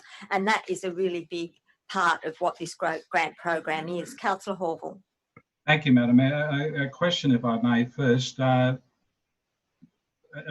Previously, under the Mayoral Fund, schools were given an annual donation. That's not in this list. So is that not going on anymore? That is still continuing. Okay, so it doesn't need to be in this motion, Mr. General Manager? No. Okay, thank you. Madam Mayor, I'd like to move an amendment, and I've forwarded it to all councillors and the General Manager and Mr. Thorogood. And that was sent when? Yeah, but if I may, Madam Mayor, what it is, we won't be able to get this all onto the screen because of the technical issues with Zoom meetings and trying to do this with the screen. As I understand it, Councillor Horville, your amendment actually inserts the Alderville School as the amendment, and you suggest using funding from the savings from the Councillors' Conference for that amount of $1,966. Now, 5,000, Mr. General Manager, is all we'll be using. That's in my amendment. Oh, sorry, yeah, actually the columns are all out of my email. So yeah, $5,000 to Alderville School. So that's the amendment. The list as per published, plus the addition of that. So that's what it is. You'll need a second, Madam Mayor. Just a question, Madam Mayor, before it's seconded. Councillor Horville need to declare an interest. I can't hear that, Madam Mayor. I don't believe so. It's up to a councillor to decide whether they declare an interest, but at this point, there's no... Madam Mayor? Is there any seconder? I couldn't hear what Councillor Patterson said, Madam Mayor. Councillor Patterson just asked, was there any need to declare an interest? But it's up to a councillor to decide whether they declare an interest or not. 1, 2, 3, 4, 5, 6, 7. The items lapsed due to seconder. Okay, we have the recommendation. Do I have any speakers against? Yes, Councillor Horville. Madam Mayor, I'm speaking against this because of the original request to do community grants was in the ordinary meeting of council on the 18th of August, and it had eligibility criteria, and the eligibility criteria 1, 2, 3, 4, 6 dot points, and not one of them talks about public schools being ineligible. So I don't understand how we can support the idea that an application came in from a school. They spent a lot of time, I repeat, a lot of time preparing their submission.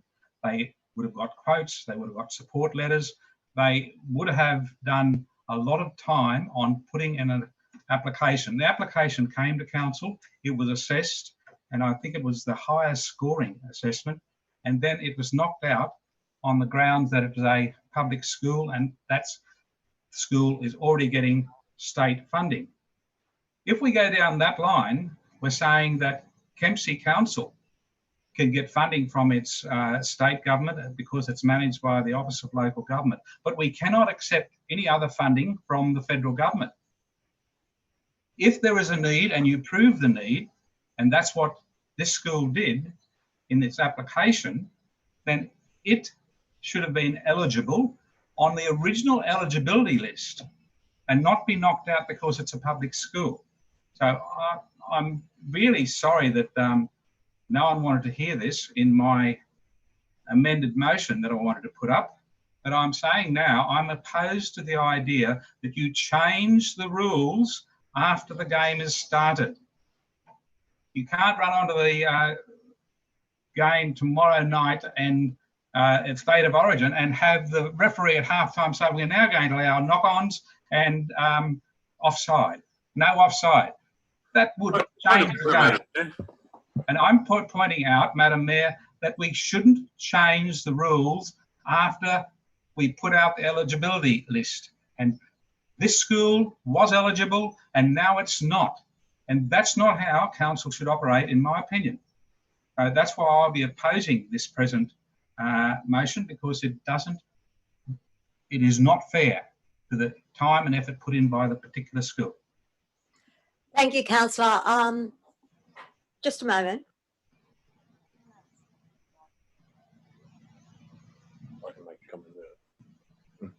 Thank you, General Manager. I just would like to comment.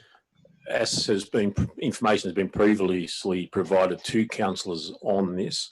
It's actually principally about the precedent that's actually set by funding schools, and what comes next will be, health programs from the health department, a whole range of different things. There are very limited funds for this. There were a range of unsuccessful grants. The school was not the only one excluded from this. There was a range of unsuccessful grants. And there is actually very, very positive stories in this about all the groups that are actually receiving funding from council. Question, Madam Mayor. Yes, Councillor, but I had my hand up first, only you didn't see it because nobody did, but I knew I wanted to ask the question prior. Through the General Manager, have the Aldervilla Primary School been communicated with around their application? None of the applicants have been communicated yet. They will be following whatever decision council makes today. I'll just add again about the schools. It's actually the issue, you've got ratepayers' money going towards state government funded activities, and the works in the school are actually restricted on the grounds of the school, and therefore they're very limited in terms of the access to by the community as well. So there are a range of issues with this. We would like to be able to fund everyone, but that's just simply not possible. There are guidelines there, and the process was a very thorough process. Thank you. Question, Councillor Horval. So, Mr. General Manager, the eligibility criteria going forward will put in that public schools are not eligible? As with all of our programs year on year and our commitment to continuous improvement, we're reviewing how this went and make the necessary changes. So the eligibility will... Thank you, Councillor. It's been answered. So back to the original motion. We're on our motion. Any dissent? No dissent, or one dissent? Of course, Madam Mayor, I spoke against it. Thank you, Councillor. It's been carried. We will now ask for Councillor Morris to come back in, and I don't know what happened to Councillor Baxter.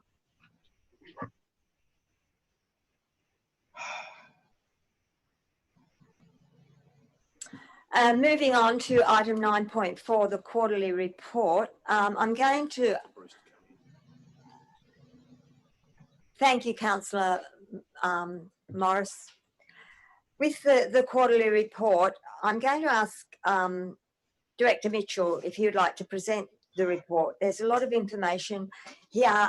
It's something that we do every quarter, and I think it's appropriate that we give the Director an opportunity to outline some of the highlights of this reporting. Thank you, Director Mitchell. Thank you, Madam Mayor. Councillors, this is the first quarterly report of the 2021 financial year. And I think hopefully what you've seen is that it's continuing to build on what's been provided in previous quarters, particularly in terms of the detail that's been provided in the attachments to this report. The main attachment obviously is around the quarterly budget review. I guess just in terms of some items around that, you can see that we have proposed some changes, largely minimal changes to the budget that was adopted by Council on the 28th of July. Obviously, we're only a few months into the financial year. So we wouldn't be expecting to have too many changes to that budget. The main changes that have been proposed in the quarterly budget review statements relate to the recognition of grants that weren't included in the budget at the time it was adopted, just due to the timing of those grants, and also some changes in relation to the reclassification of grants from capital income to operating income to reflect how those grants are actually recognised in our financial statements. And there's some other minor changes in relation to some of the capital expenditure and operating expenditure to reflect some of the recognition of those grants that have been included. We have also attached an update in relation to our financial sustainability program. This is the second time that we've provided that report. It'll be something that you get every quarter, and will show progress that's being made in terms of the delivery of key items for our financial sustainability strategy. What we've now implemented is an increased level of governance around that to make sure that we are continuing to execute on that plan and implement the changes that we need to that have been identified in the roadmap to continue to progress us towards a more financially sustainable state. KPIs have reported again. Obviously, it's the first KPI report for this financial year. Shows good progress across the majority of those KPIs, and for the one that's slightly off target, there's obviously plans in place to get that back on track. The other main change compared to what you've previously received is the operating plan exception report. This is the first time that Council's been provided that on a quarterly basis. You may recall in August we provided an update on the financial year just finished in relation to the operating plan. We're now going to be providing that update to you quarterly in terms of the progress in the delivery of the operating plan. And so that any of those items which are slightly off target will be included in that exception report. So it's very clear as to where those projects are up to and what we're intending to do in terms of catching them up. So I think that will provide an increase in level of information for councillors as we progress through the year.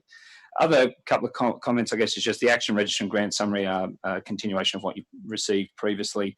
The project completion reports, you may have noted there's been a comment that's been included in the report that we're proposing not to attach those to the quarterly report going forward. That's on the basis that you're going to be getting increased reporting as part of the operating plan on a quarterly basis, and that largely those key projects would be items in the operating plan that we would be providing you reporting on in any event. Additionally, the reports that have been previously provided have been not for all projects, have been for sort of a selection of projects, and it's probably been a legacy issue around how that's been provided. Largely, the completion of post-implementation review of a project would be part of what we would ordinarily do internally as part of our project management governance framework, so we can capture those lessons learned. It's more of an internal process, and so the proposal from the management is that we wouldn't be providing those reports, which have been largely ad hoc in nature, to council going forward, given that you'll have other reporting. Thank you. Just before there's a question, I need a mover. Thank you, Councillor Patterson. Seconded, Councillor Shields. A question, Councillor Baxter, and then I have a question. Yeah, thank you, Chair. First of all, I'd like to congratulate the staff on a magnificent success rate in obtaining grants for our plans. I notice on page 5 of the financial sustainability portfolio, talking about debt management, you mentioned intergenerational equity, and I think it's a beautiful turn of phrase. All the money we're borrowing and spending is to make it a better world for the future generations to come. But on that point there with Debt Management Director, in the last column there, comments, page 5, it says use of loans is under review, investigating a way that council can refinance its current loan portfolio to get lower interest. It's a fantastic idea. I mean, the interest rates have never been this low. And I just wonder, have we done that? Are most of our loans at a lower rate now compared to where they were? Yeah, through you, Madam Mayor. Councillor Baxter, we're in the process of those negotiations and waiting on updated quotes from banks. So we would be intending to bring a report to Council in December around that with a view to, subject to the proposal that comes back and our review and analysis of that proposal, looking at potentially sort of a refinancing of those existing loans. So obviously there's a few considerations around that in terms of break fees for existing loans and then what the revised rate would look like. But that's a piece of work that's currently in progress and with the intention of coming back to Council next month. I've just got a couple of questions, I guess it is.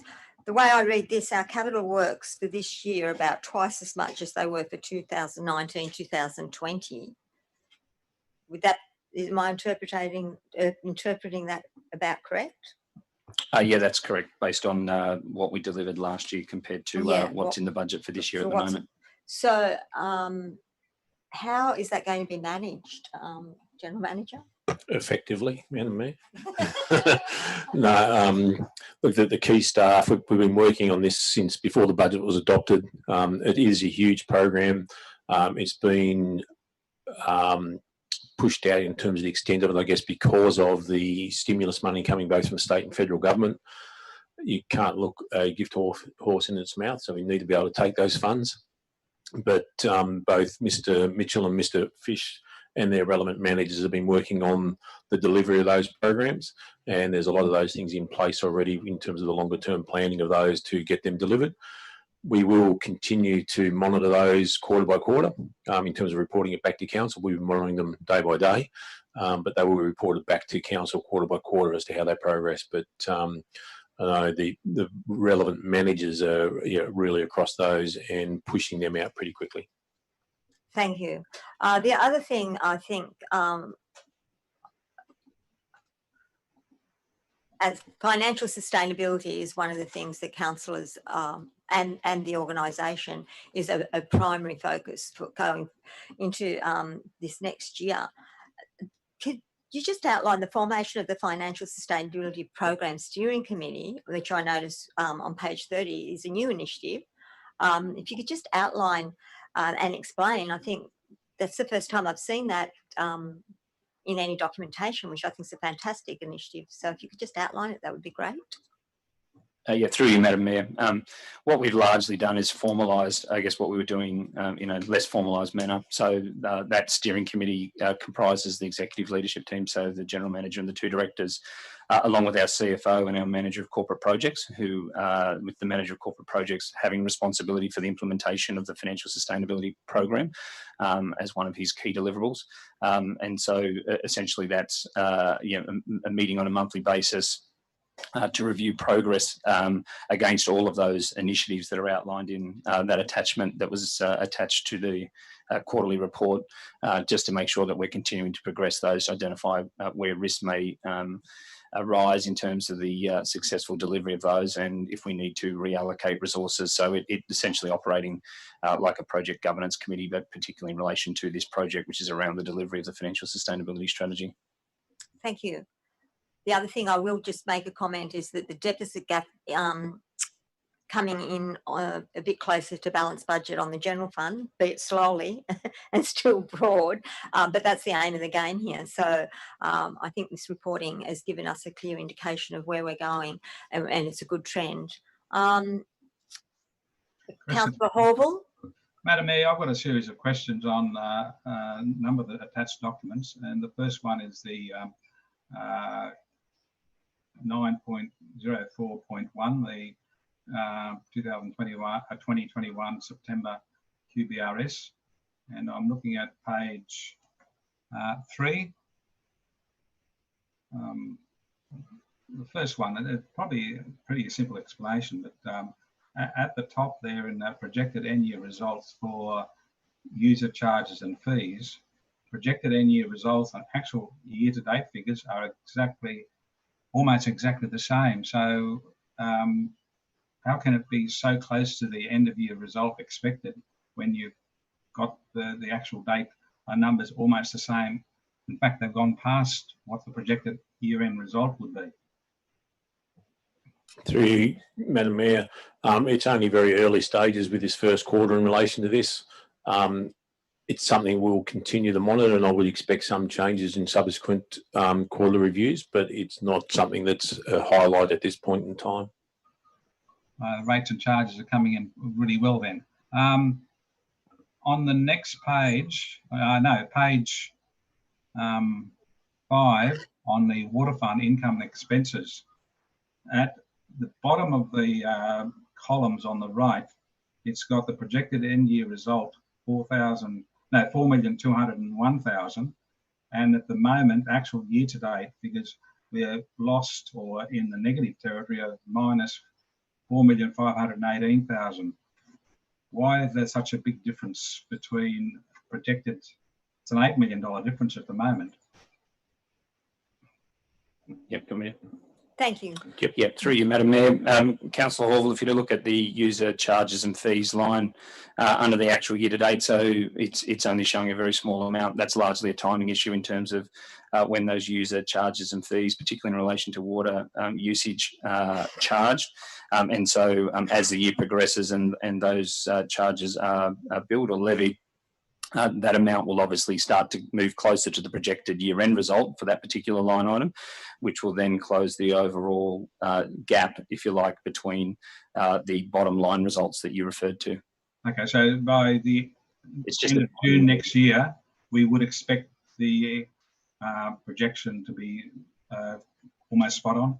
Well, correct. That's why we haven't changed the projected full-year result from what was included in the original budget. We would make those revisions as we get information that would indicate that we'd have to make those changes. Yeah, that's a bit surprising that we were in a... It's just a timing issue. Okay, thank you. And I presume that's the same on page 5, the sewer fund. Yes, that's correct.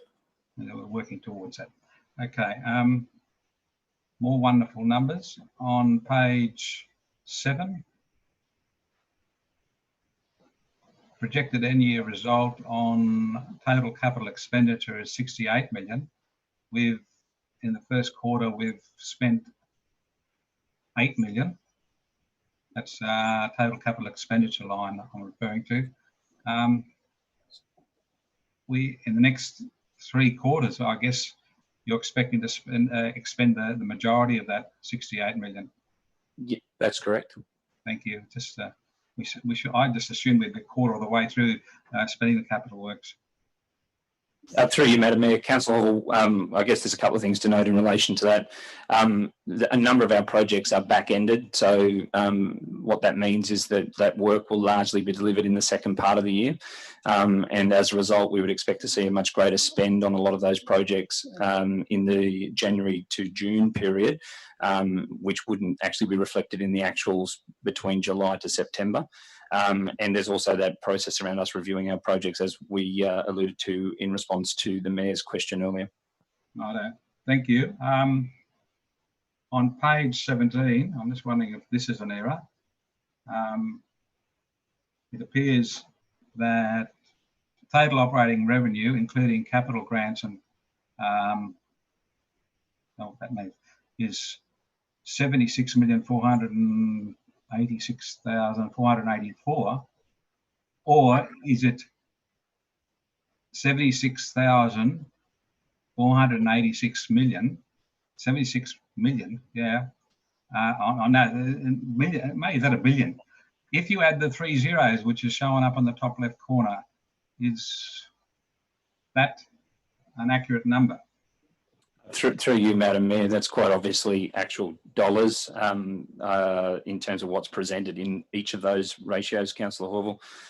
That reference with the dollar signs and the 3 zeros is obviously carryover from other pages, and as part of the LG Solutions model we use, we'll see that we've got the ability to correct that.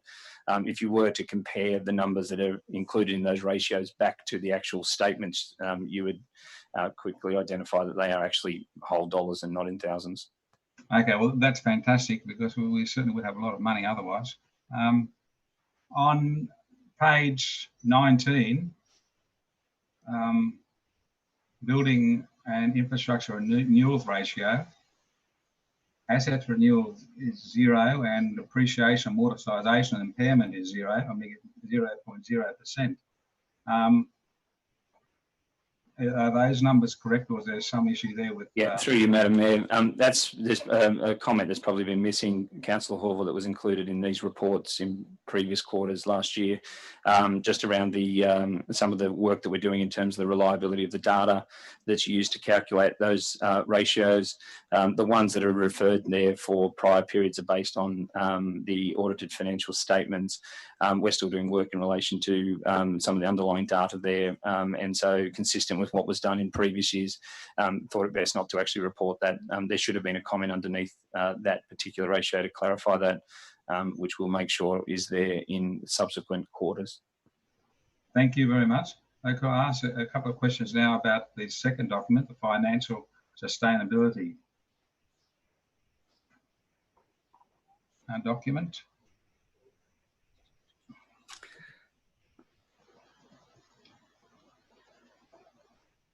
So in the comments in the first item on page, what are the page numbers here? Page 2, it is. In the comment section, it says the following action is included in the 2021 operating plan. Develop an strategic asset management plan, the SAM, provide overall guidance on how the council will continue to manage the assets into the future. Is that a document that's going to come to council, or how is that going to work?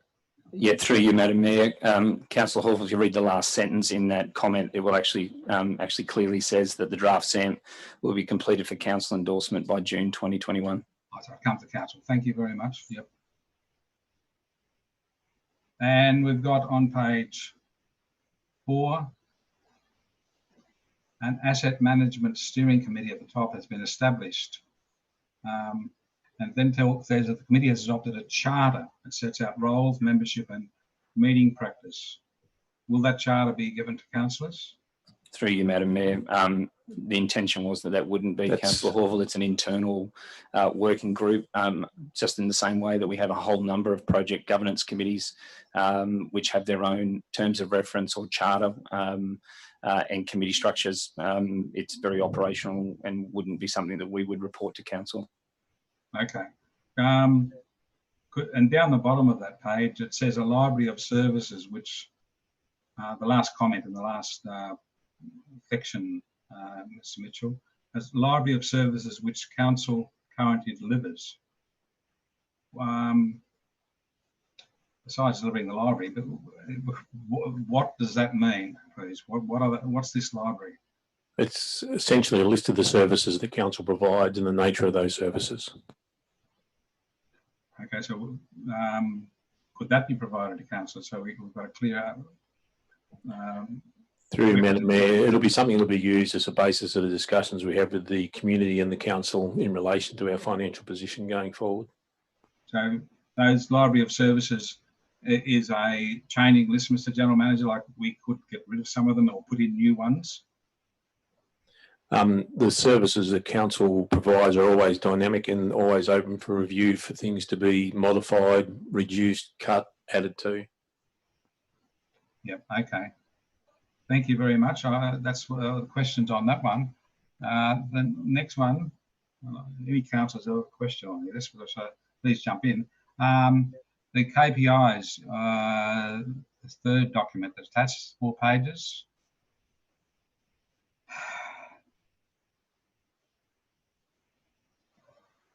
Q1 coming up on my iPad.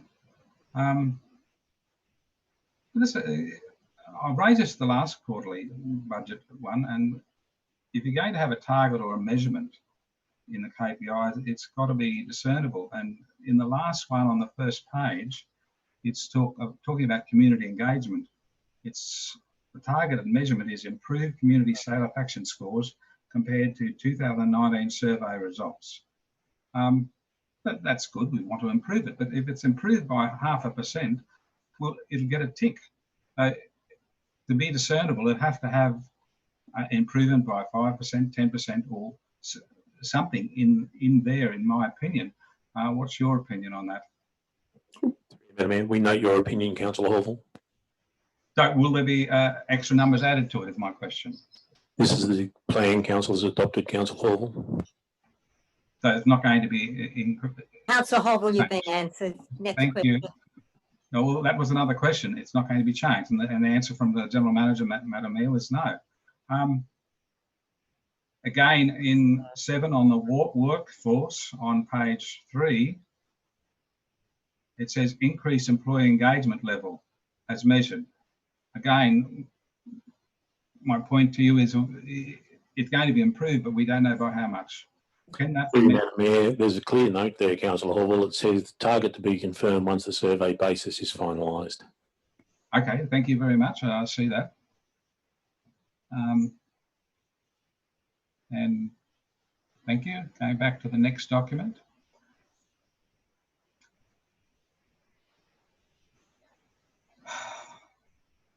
Exception report on, it's the 4th one.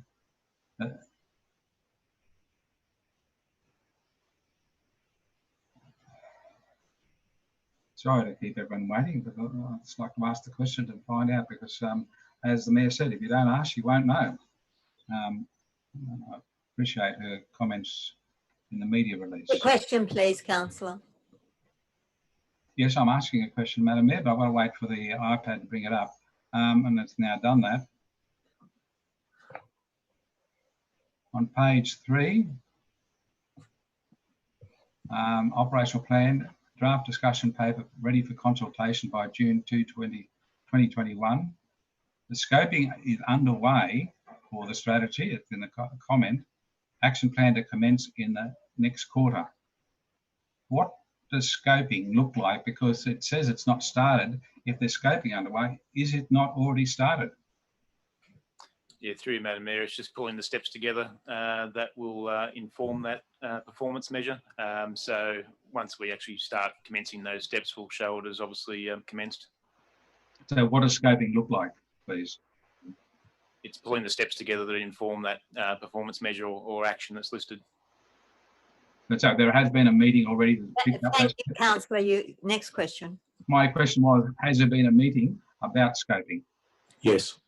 Okay, so it started. Thank you. There were a couple of those there that not started, but they were. Can you just ask the question, Councillor? Well, it was a question, Madam Mayor. On page...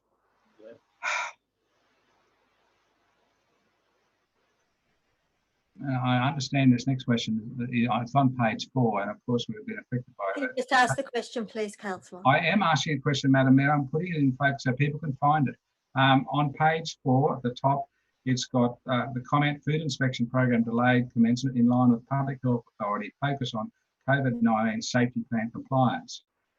In the previous box, it says behind schedule. How much of the food premises have already been inspected?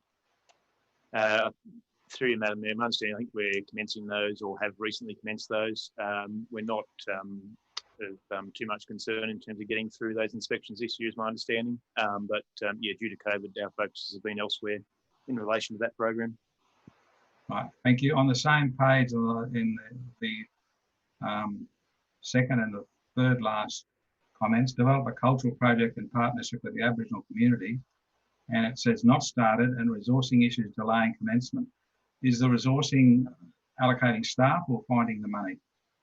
It's been, through you, Madam Mayor, it's been recruiting the staff. The recruitment's actually well underway and nearly finalised with that. I'll just add to that as well, beyond what's in here, the Aboriginal Cultural Reference Group has been reconvened with the local land councils, both the Thunguddy and Dunguddy land councils, Durry Health, Southwest Rocks Aboriginal Corporation, Fig Tree Aboriginal Corporation, and a few others. and National Parks and Wildlife, Local Land Services and ourselves are also participating in that, and that will also help inform this. Mr. General Manager, would it be appropriate for me to say I congratulate you on that development? Through you, Madam Mayor, no, Councillor Hall, it wouldn't be to congratulate me. It's actually been the land councils have actually undertaken that. Okay, thank you very much.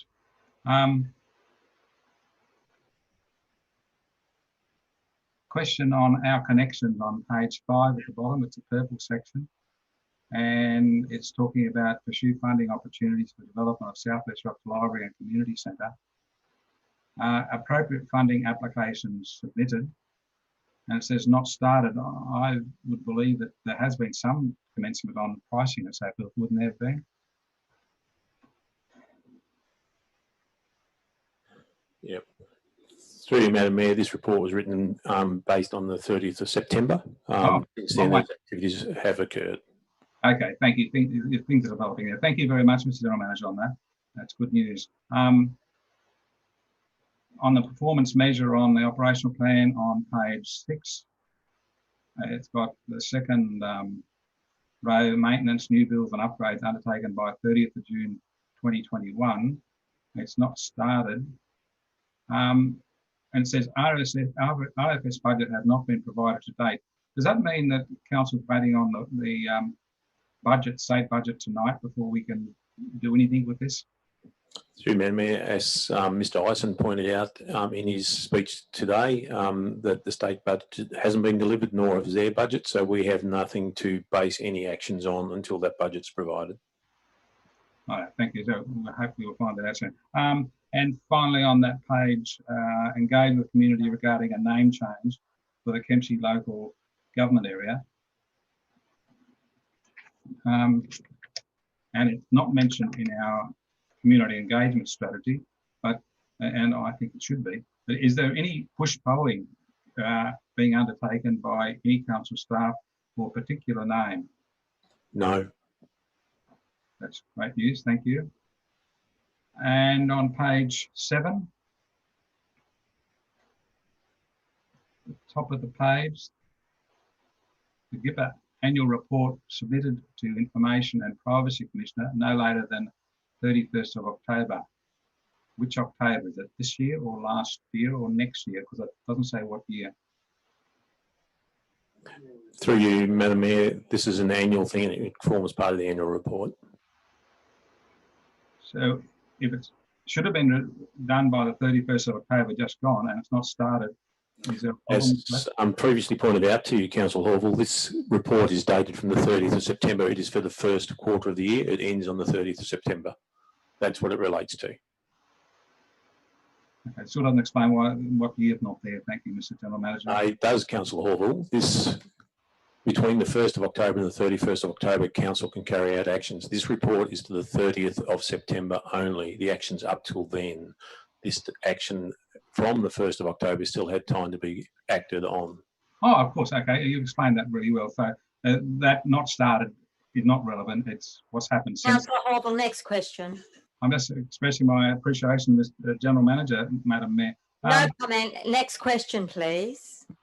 Prepare and submit annual reporting on PID, public interest disclosures, to the New South Wales Ombudsman by the 31st of October. Again, that was written back in September, Mr. General Manager. Has it been submitted by the 31st of October? Correct. Righto, thank you. And finally, performance measurement, and it jumps from one page to the other, page 7 and 8, the bottom of page 7. Review, a results of review implemented by June 2020. So there's an ongoing strategy and revised workforce management plan that addresses all those things. It's not started, and it says in the comments section on the final bit, this will be reviewed with regards to allocation of resources in the second quarter. With the allocation of resources, is that a monetary or a staffing issue? Through Madam Mayor, it's both, and it should actually be read June 2021.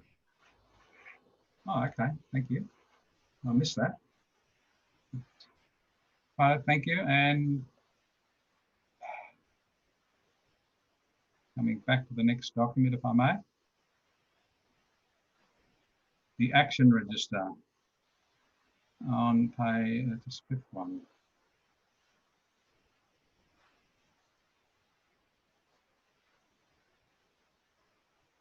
And that's at the 10th of November.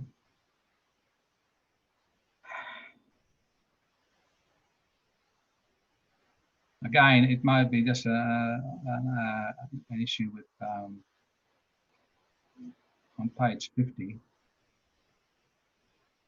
What page was that, Councillor Hall? Page 50, sorry, Mr. General Manager, page 50. It's talking about the Ordinary Council meeting, 5th of September, and local government representation on the National Cabinet. We agreed to send a letter to the Premier and so forth and all those people. And then the comment is Executive Assistant Mayor wrote response letters as per Council's resolution to the listed dignitaries. So we've received responses to this, or these are the letters that were sent on the 26th of September? These are the letters that were sent. It was in response to the council resolution. Okay. Oh, okay, so that was sent, and that's on top of things, right? But the responses from any of those people will be coming back to councils.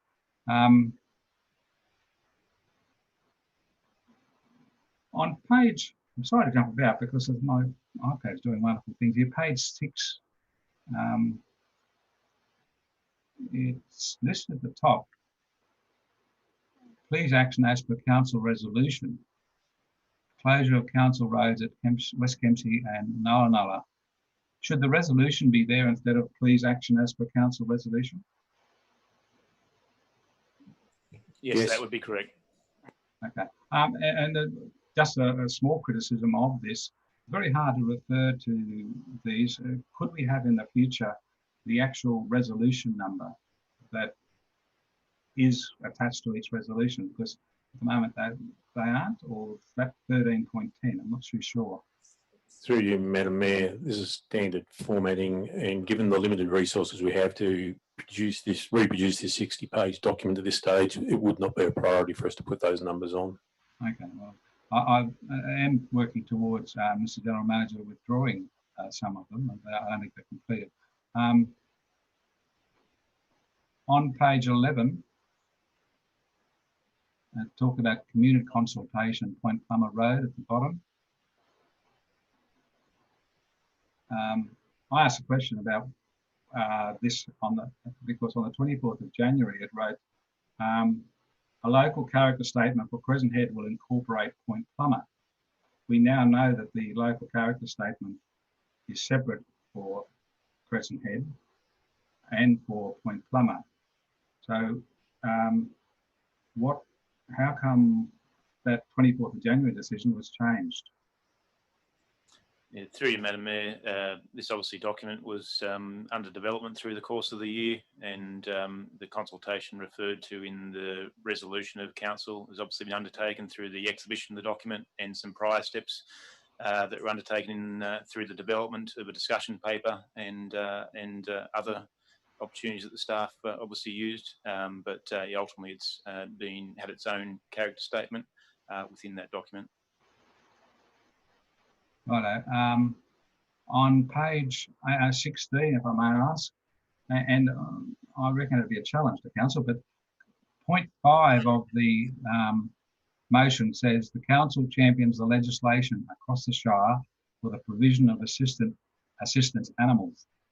Going forward, how does council plan to champion the legislation?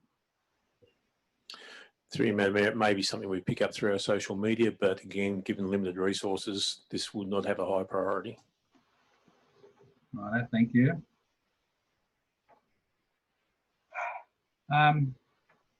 On page 17, it talks about tourist and visitor accommodation at Crescent Head, which is concerning. We had all those issues. So the council awaits the outcome of the state-led framework associated with holiday accommodation, being online accommodation in particular, and the completion of key activities planned by the council, as outlined above, prior to further consideration of planning instruments. And it says that on the 6th of November, there was no further update for that. So we're still waiting on the short-term letting study. Is that correct? That's correct. So how do you get informed that this has been decided and put into legislation? Could you repeat that question? Well, if there's a mandatory code, the Legislative Assembly will pass that and it'll go to the Legislative Council and it'll get passed. It then becomes law. How does the state government inform council that this has come into being? Through memory, they put it in the Government Gazette. Okay. So is it in the latest Gazette? No. Okay, so from the 18th of December, the mandatory code will be implemented according to the legislation part of the state government. They've already decided this back in October. So I presume you'll be looking at that and finding how we can implement it. When we're informed and the information is gazetted, we then take the appropriate processes to put in place so we can actually enforce whatever the legislation is, as we are required to do. Okay, so from the 18th of December, Council will be ready to follow through on that. Thank you very much on that question. Councillor Horville, can I just make a comment? Please just ask your questions and refrain from making commentary after the answers are given, and please stop putting words into either mine or other council staff's mouths. The comment that you said that we would then do that, those comments are totally unnecessary. Thank you. Thank you, Mr. General Manager. I'll try to follow that advice.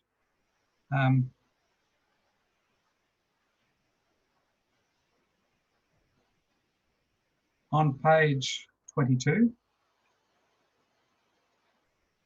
at the bottom, it's talking about the planning proposal. And in the commentary section there, a gateway, last comment, this is the update on the 6th of November about this gateway. It says a gateway extension has been requested of DPI, I presume that's the Department of Planning and Environment, I guess, extended to February 2021. Who asked for that extension? That's a result through, I guess, the discussions with the applicant and also a council request for that to occur. Okay, so is there an issue with the funding of the sewer system that this applicant is trying to take part in? Through you, Madam Mayor, the VPA will have coverage of the sewer system, and we're negotiating with a number of landowners along the corridor, including the proponent of this site. Okay. This has gone to the Department of Planning and Environment, or Industry Environment. I don't know what DPI stands for. How soon will we get this request? How soon will we get it, or do they take a break before they reply? Through Madam Mayor, I expect we'd know in the relatively near future, given the deadline is near upon us. Okay, thank you. Page 28. It's got a decision on community sustainability, the regeneration. It says it's completed, and therefore I presume point 3 has happened. The council investigates the viability of providing the schools version of the movie 2040 for use within local schools. Why is that? And number 1 in the 6th of November update says to be action. So neither of those things have happened yet, but the status of this resolution is completed. Through you, Madam Mayor, I think Councillor Horville, that's probably the wrong box has been ticked in relation to that. You can see from the comments that are dated the 6th of November that there is still work to do in terms of closing out that resolution. So that'll be corrected. We'll keep that. Thank you very much.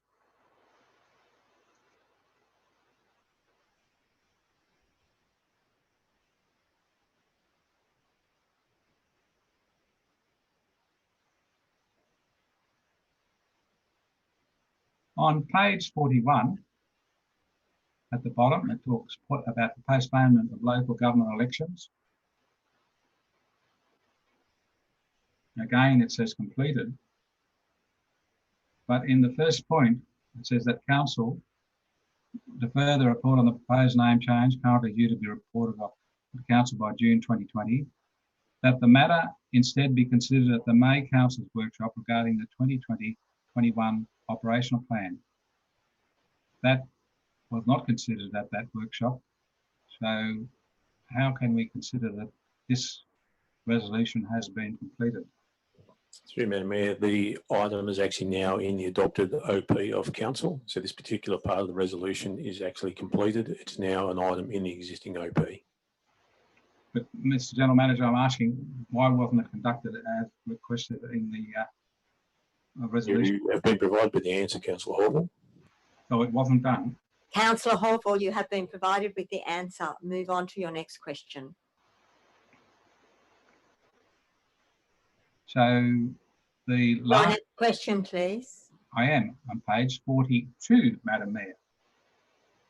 It says at the bottom of that section, all actions pertaining to this resolution are now complete. Is that correct?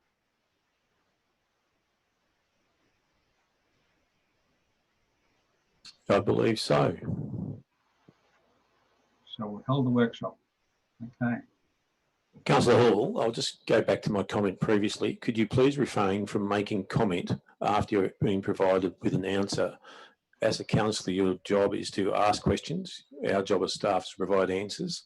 There is no need for commentary or to put comments in that are not necessarily appropriate or accurate. Well, I'm acknowledging your answer. Councillor Hall, point of order. Will you just ask your question, please? Thank Yes, you.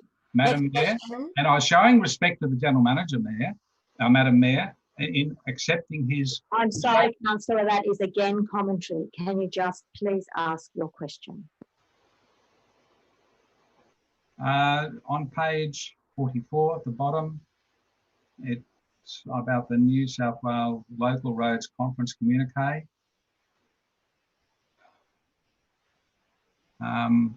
It says completed, and at the present, at the bottom of the what's happened so far, it says any replies we shared with councillors upon receipt. Have there been any letters received yet in the 6 weeks? No. Does that reflect well on the politicians? Councillor Hall, we will not make comment or any reflections on politicians during the council meeting. I just hope. Okay, thank you, Mr. General Manager. On page 48,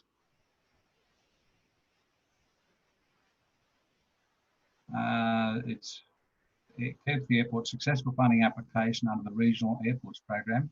It's been completed. The action is complete. It doesn't actually talk about the funding in the resolution, but I'm just wondering in the comments on the manager commercial business, shouldn't it also say that the tarmac has been improved and completed? Through you, Madam Mayor, the resolution was for the General Manager enter into a deed. That is completed. Okay, thank you.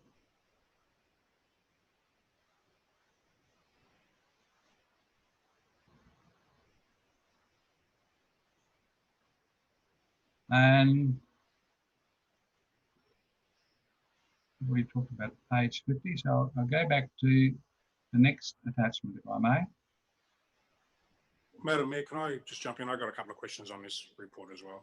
Rather than, before we go on to the, before Councillor Hall goes Yeah. next. Yes, Councillor Morris.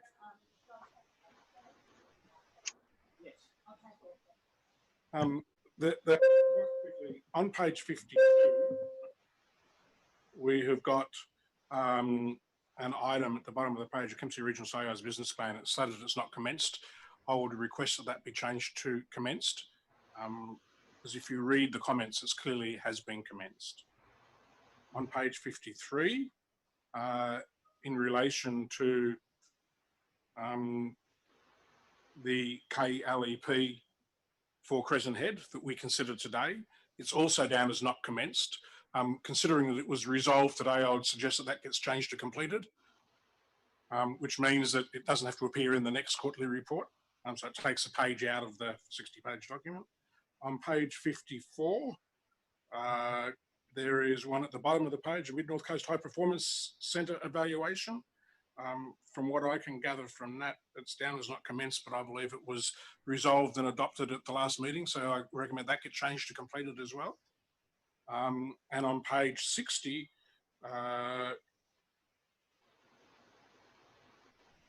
there is one at the top of the page, Stewart's Point Tennis Courts. The comments say in progress, which would suggest to me that it's commenced, where it's recorded as not commenced. So I request that that be changed to commenced within this report, please.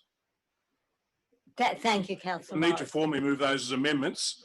I'm happy to move those amendments, but otherwise, yeah, we'll just deal with it. Thank you very much, Councillor Morris. That's going to be just dealt with. Can I make an amendment, please? Just a moment, Councillor McGinn. I was just going to ask Councillor Horval how many more questions he has, otherwise, whether I determine whether we break for 5 minutes. How many more questions would you have, Councillor Horval? It's in the next document, Madam Mayor. I jumped to it. I'll be able to tell you very quickly. The grants update. I'm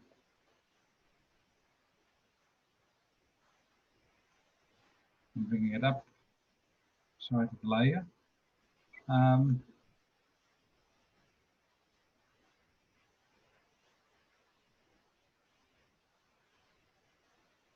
Just have the one question. I'll take that question. So it's successful grant applications on the first page. And it's talking about Point Plummer Road construction.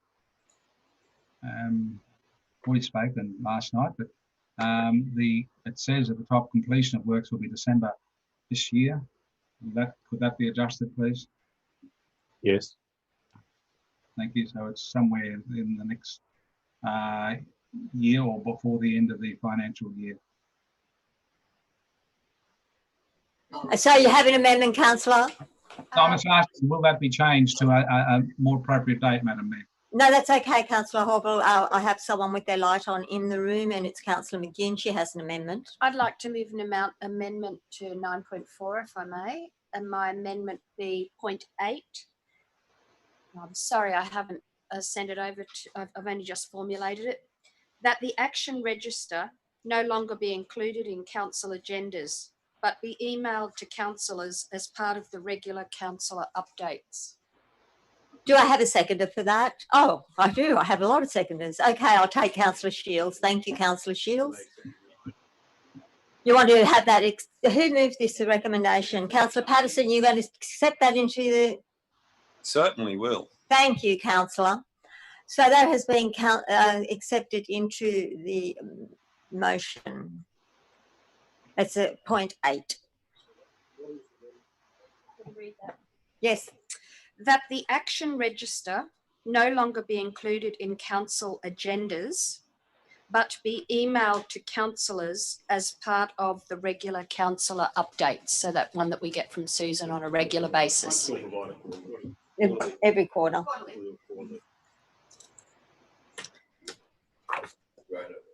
It's been moved and seconded. Yes, Councillor Horval. Madam Mayor, may I speak against the amendment, please? And had a speaker for? Well, really, after the last 20 minutes? Okay, no, thank you, Councillor McGinn. Yes, you can speak. Yes, you can speak against. thank you, Madam Mayor. I know that some of my councillors find it difficult to understand this, but I take to heart the idea that we are supposed to be following what goes on with our resolutions. And the best way to have that is to maintain insult. Point of order. That's in the register.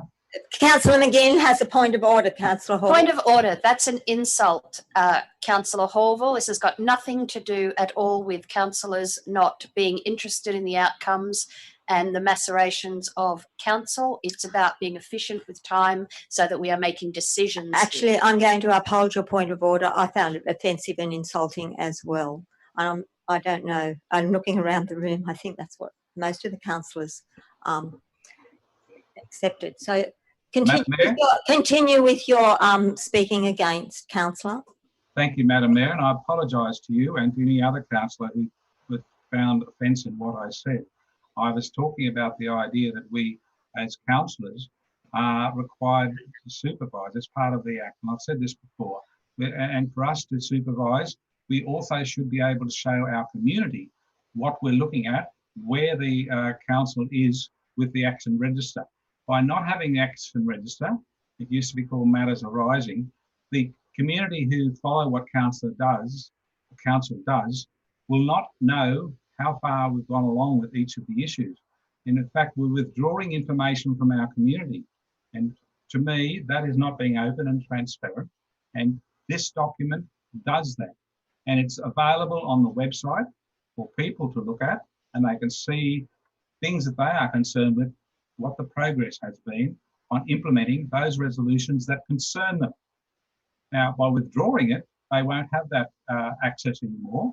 They won't know what's happening. And I think this is a retrograde step in being accountable. Now, I can understand Councillor McGinn finding this a waste of time, but part of this... Thank you, councillor. I uphold your point of order. Will you stop being personal and stick to the actions? Okay, Madam Mayor, I was debating Councillor McGinn. I thought that's what we're supposed to do, Councillor. Councillor, when you get personal, that is not what you do when you're debating. Speak the issue, not the person. Thank you. So I will say, a councillor just said, is that personal? I just seek your direction. Yes, that is personal. Will you debate the issue, not the people? Thank you. Well, an idea that we're wasting time is not acceptable, because we are supposed to, earning the money we get per month, $1,690, we're supposed to expend time on the matters before council. And I take that seriously, and for us not to be accountable to the community anymore, if we get rid of the action register, I suggest we retain it, because yeah, it might be like a long time, but every one of my fellow councillors has a right to ask questions about that and find out where we're going with the resolutions we have passed. And that's what should be considered here. We're taking action on behalf of the community to implement the resolutions we pass. And so I'd suggest that people not support this amendment. It's taking away the openness and transparency that we're supposed to give to our community. Thank you, Madam Mayor. Councillor Morris. I can understand why point 8 has come about. I can't support it as it is, and on that basis, I'm suggesting a small amendment to that. Yes, Councillor. And that is that the action register no longer be included in not council agendas, but council's agenda, but be emailed to councillors in the regular councillor update and be placed on council's public website on a quarterly basis. Agreed. Thank you, Councillor Morris. And that has been yes, absolutely. Thank you, councillor. And that has, and you okay if it's accepted? Anthony, you okay if that? Yep. And councillor Patterson, you're happy with that? I am concerned about the questions that we'll get every quarter. That's okay. Thank you. So we. Yep. Any dissent? Madam Mayor, what are we voting on, please? We're voting on this resolution as stands with an amendment, with a further point 8. So we're voting on the amendment. Register no longer be included in council's agenda, but be emailed to councillors in regular councillors update and be placed on public website on a quarterly basis. So that's the amendment we're talking about now. Thank you, Madam Mayor. Thank you. That's down. That is the motion. No, I have been accepted in. Okay, well, okay. I'd like to move an amendment, Madam Mayor. Thank you, councillor. I would like the items on page 28 and 41 to be retained until completed. I can't itemise which ones they are because they haven't got a resolution number with them. So the items on page 28 and 41 be retained until completed.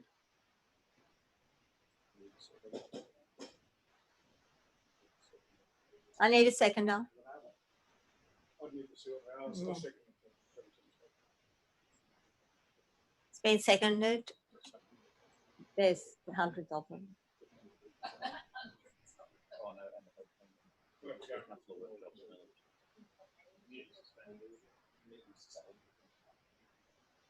Madam Mayor, do you mind me ask a question just while we're waiting to find out how many hundreds there are? But to clarify this, but as a councillor, like all us here, having busy lives and being voted in as councillors to represent our community, to come to meetings and to uphold council decisions and make decisions effectively and efficiently, I support number 8 in this, that we come to council and actually are here to make decisions and not to make sure that we're being seen in public to be asking questions on every single item. Councillor, I can't let you continue. We have to talk to the motion or the recommendation. We have it's not item 9, it was an amendment. That items on page 28 and 41 be retained until completed on the action register. 28, which is, can you please find out which one? Yeah, page 28. Yes. It's marked as completed. It needs to be actually changed to, that's the one we've got to update to, not, it's still being complete, it's not completed yet. Yep. So that needs to be just updated and not completed. That's in relation to the Macleay Living Sustainability areas. Is that right? Yeah. And page 41 to do with the naming. Yeah, no, so that needs to be just changed to not completed. And then page 41, 51, go back to 41. Can I just ask, this is similar to the questions that Councillor Morris asked, and he was advised that he didn't need a resolution, that this would happen. Yeah. Is this the same thing? No, because the item on page 41 goes to 42 is the issue about the election and all those matters that we just discussed previously, and those actions have all been completed. Oh, okay. And I okay. All right. We do have an amendment. Is there any dissent on the amendment?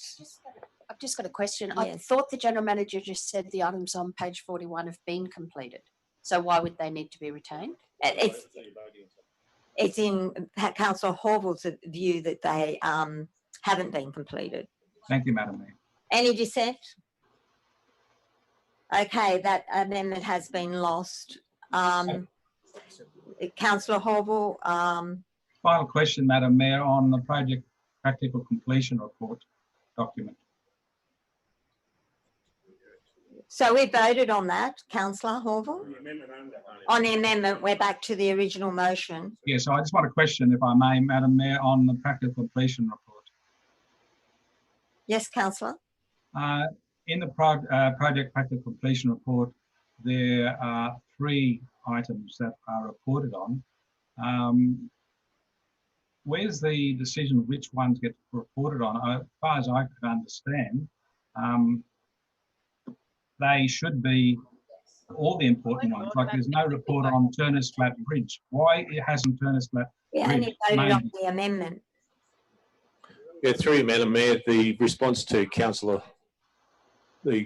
your question, Councillor Horville, is as per the outline that Mr. Mitchell gave previously earlier in the meeting, that these had been ad hoc, and that is why they aren't going to be included in future reports.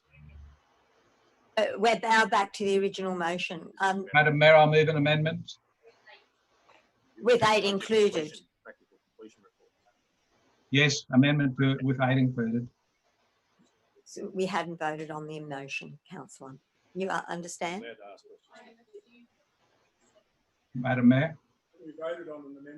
An amendment. There was an amendment in after that. Okay. Is there any dissent on the motion? Madam Mayor, I'd like to move an amendment, please. The amendment is?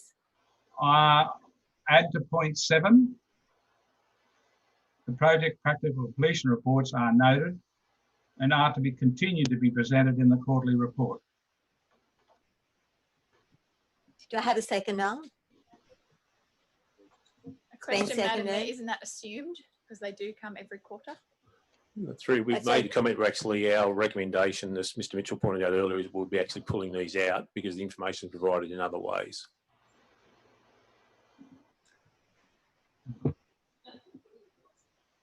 So, yeah, you've seconded, it's been seconded.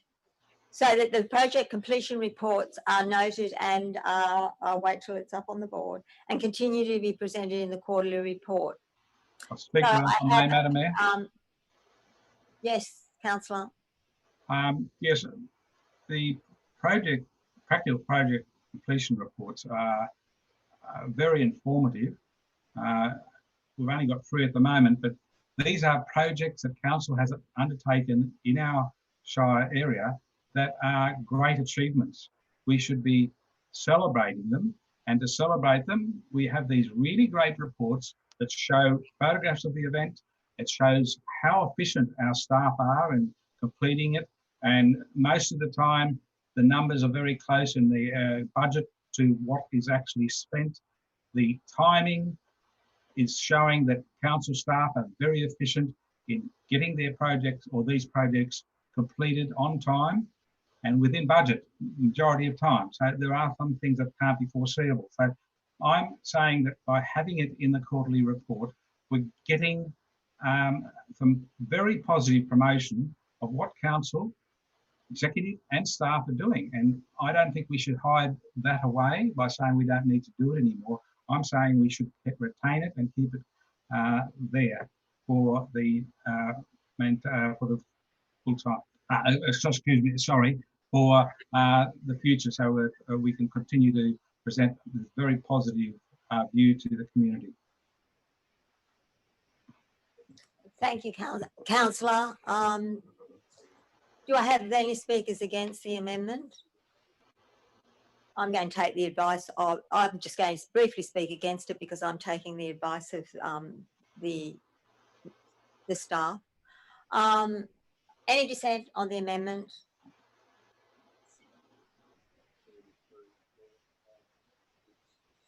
The amendment has been lost. I'll move another amendment, Madam Mayor. Thank you, councillor. Add to 7. The project practical completion reports are noted and discontinued.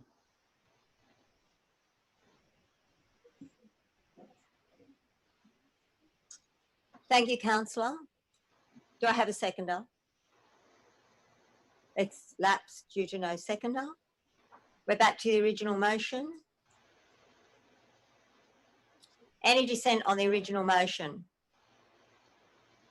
There's no dissent. It's been carried. Thank you, councillors. We'll now move on to item number questions, are we? 9.5. Thank you, councillor Shields. Moved by councillor McGinn and seconded by councillor Shields. Or is it the other way around? It may well be the other way around. Okay. Any questions? Councillor Horville. Madam Mayor, Councillor McGinn is responsible councillor and signing this document, and so she should, because she's on the Audit Risk Committee. I would suggest, and if it's possible, the General Manager can advise us, that her role as a member of the Audit Risk Committee should be in the document she's signing, because she gives up a lot of time to attend and go through all these issues. For some of us doing the Audit Risk Committee would be like watching paint dry. So could her role on the signature to these statements be included, that she's an audit risk committee member.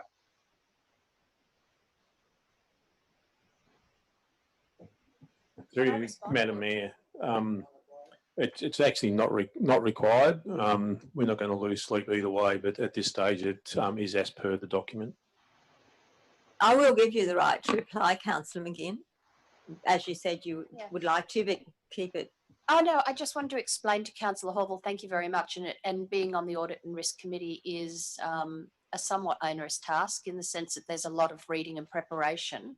But I commend the processes, and it's the processes that are working very well for council. With regards to who signs, it is merely, so the mayor is signing, and yet the mayor doesn't actually attend the meetings. It's simply that there are two councillors signing on behalf of the whole of council. So the point I want to make to you is that we're all responsible for the document. It's not me more responsible because I'm on audit and risk, or Madam Mayor because she's the mayor.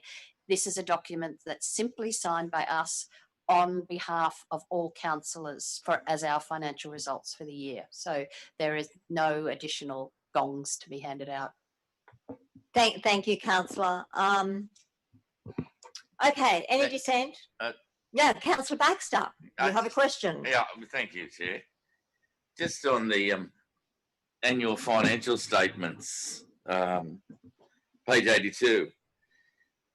Director, just on the debt servicing ratio there.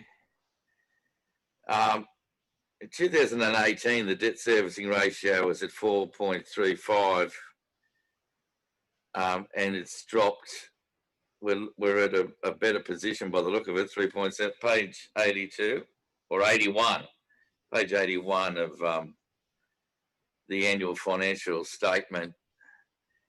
My question is, are we in a better position because interest repayments on our loans have improved, or has the revenue, have we been affected by the drop in revenue from COVID? The ratio, by the look of it there, we're paying $6.4 million a year in interest repayments and repaying debt. But our debt servicing ratio has improved. Is that because our interest repayments are dropping, or because our income levels have risen? Or Yeah. Page 81. So it's note 26A, Councillor Morris. Through you, Madam Mayor. Page 84 on mine, Bruce. It's in a few different places. Oh. Note 26A. 26A, which is page 81. So sorry, through you, Madam Mayor. That ratio, Councillor Baxter, has actually declined from 2018, but has slightly improved to the 2019 comparative. Any movements in that are a factor of both the numerator and the denominator. So the principal repayments and the borrowing costs, which is the denominator, have declined, largely on the basis that in the last couple of years we haven't borrowed the amounts that were foreshadowed within the long-term financial plan for those respective years. I think 2 out of the last 3 years borrowings weren't undertaken. You will recall at the June council meeting, we just deferred that whilst we explored whether we would be able to access loan funding through TCOR. So those ratios are a factor of both the numerator and the denominator. So we have had a reduction in the denominator. So because of as I said, the lower loan balance that's sitting on our balance sheet, and also probably some of the more recent loans were at a lower comparative interest rate to the existing loan book. But equally, any changes in the operating result, which is the numerator, will also play through into that ratio. I think what it shows at the moment is that, we're obviously better than the benchmark of 2 times, but we will need to borrow in this financial year because our unrestricted and indeed internally restricted cash reserve position is quite low because we didn't take those borrowings out in June, as I referred to before. So that's something that we'll just continue to monitor. It's not a once a year view on this. We need to sort of be regularly monitoring that and making appropriate decisions. Thank you. Thank you. There is just one point that I would like to make, and that is from our presentation from our auditor, the improved process has escalated to a really good space over the last 12 months. So thank you, Director Mitchell and your staff for making those adjustments and improving the process. And I'm sure that we'll reap the benefits of that in the years to come. Councillor Morris. Just a quick question to either the General Manager or Director Mitchell through you, Madam Mayor. The long-term financial plan has a projection of 6 million in borrowings and 10, 10, 10 within the general fund. What impact do you assess that is likely to have on our debt service ratio moving forward? Through you, Madam Mayor, I think from memory, I don't have it in front of me, Councillor Morris, but I think we would have seen that debt service ratio would have been declining over the outer years of the long-term financial plan. And that's something that as we continue to implement the initiatives that form part of our financial sustainability strategy, we'll be looking to minimise our operating deficit, which will mean that potentially we'll have to borrow less. So they will all work with each other, these ratios. So, I'd like to think that as we continue to make the financial improvements we will make, that our reliance on those out-of-year borrowings will become less, and therefore the debt service ratio will improve.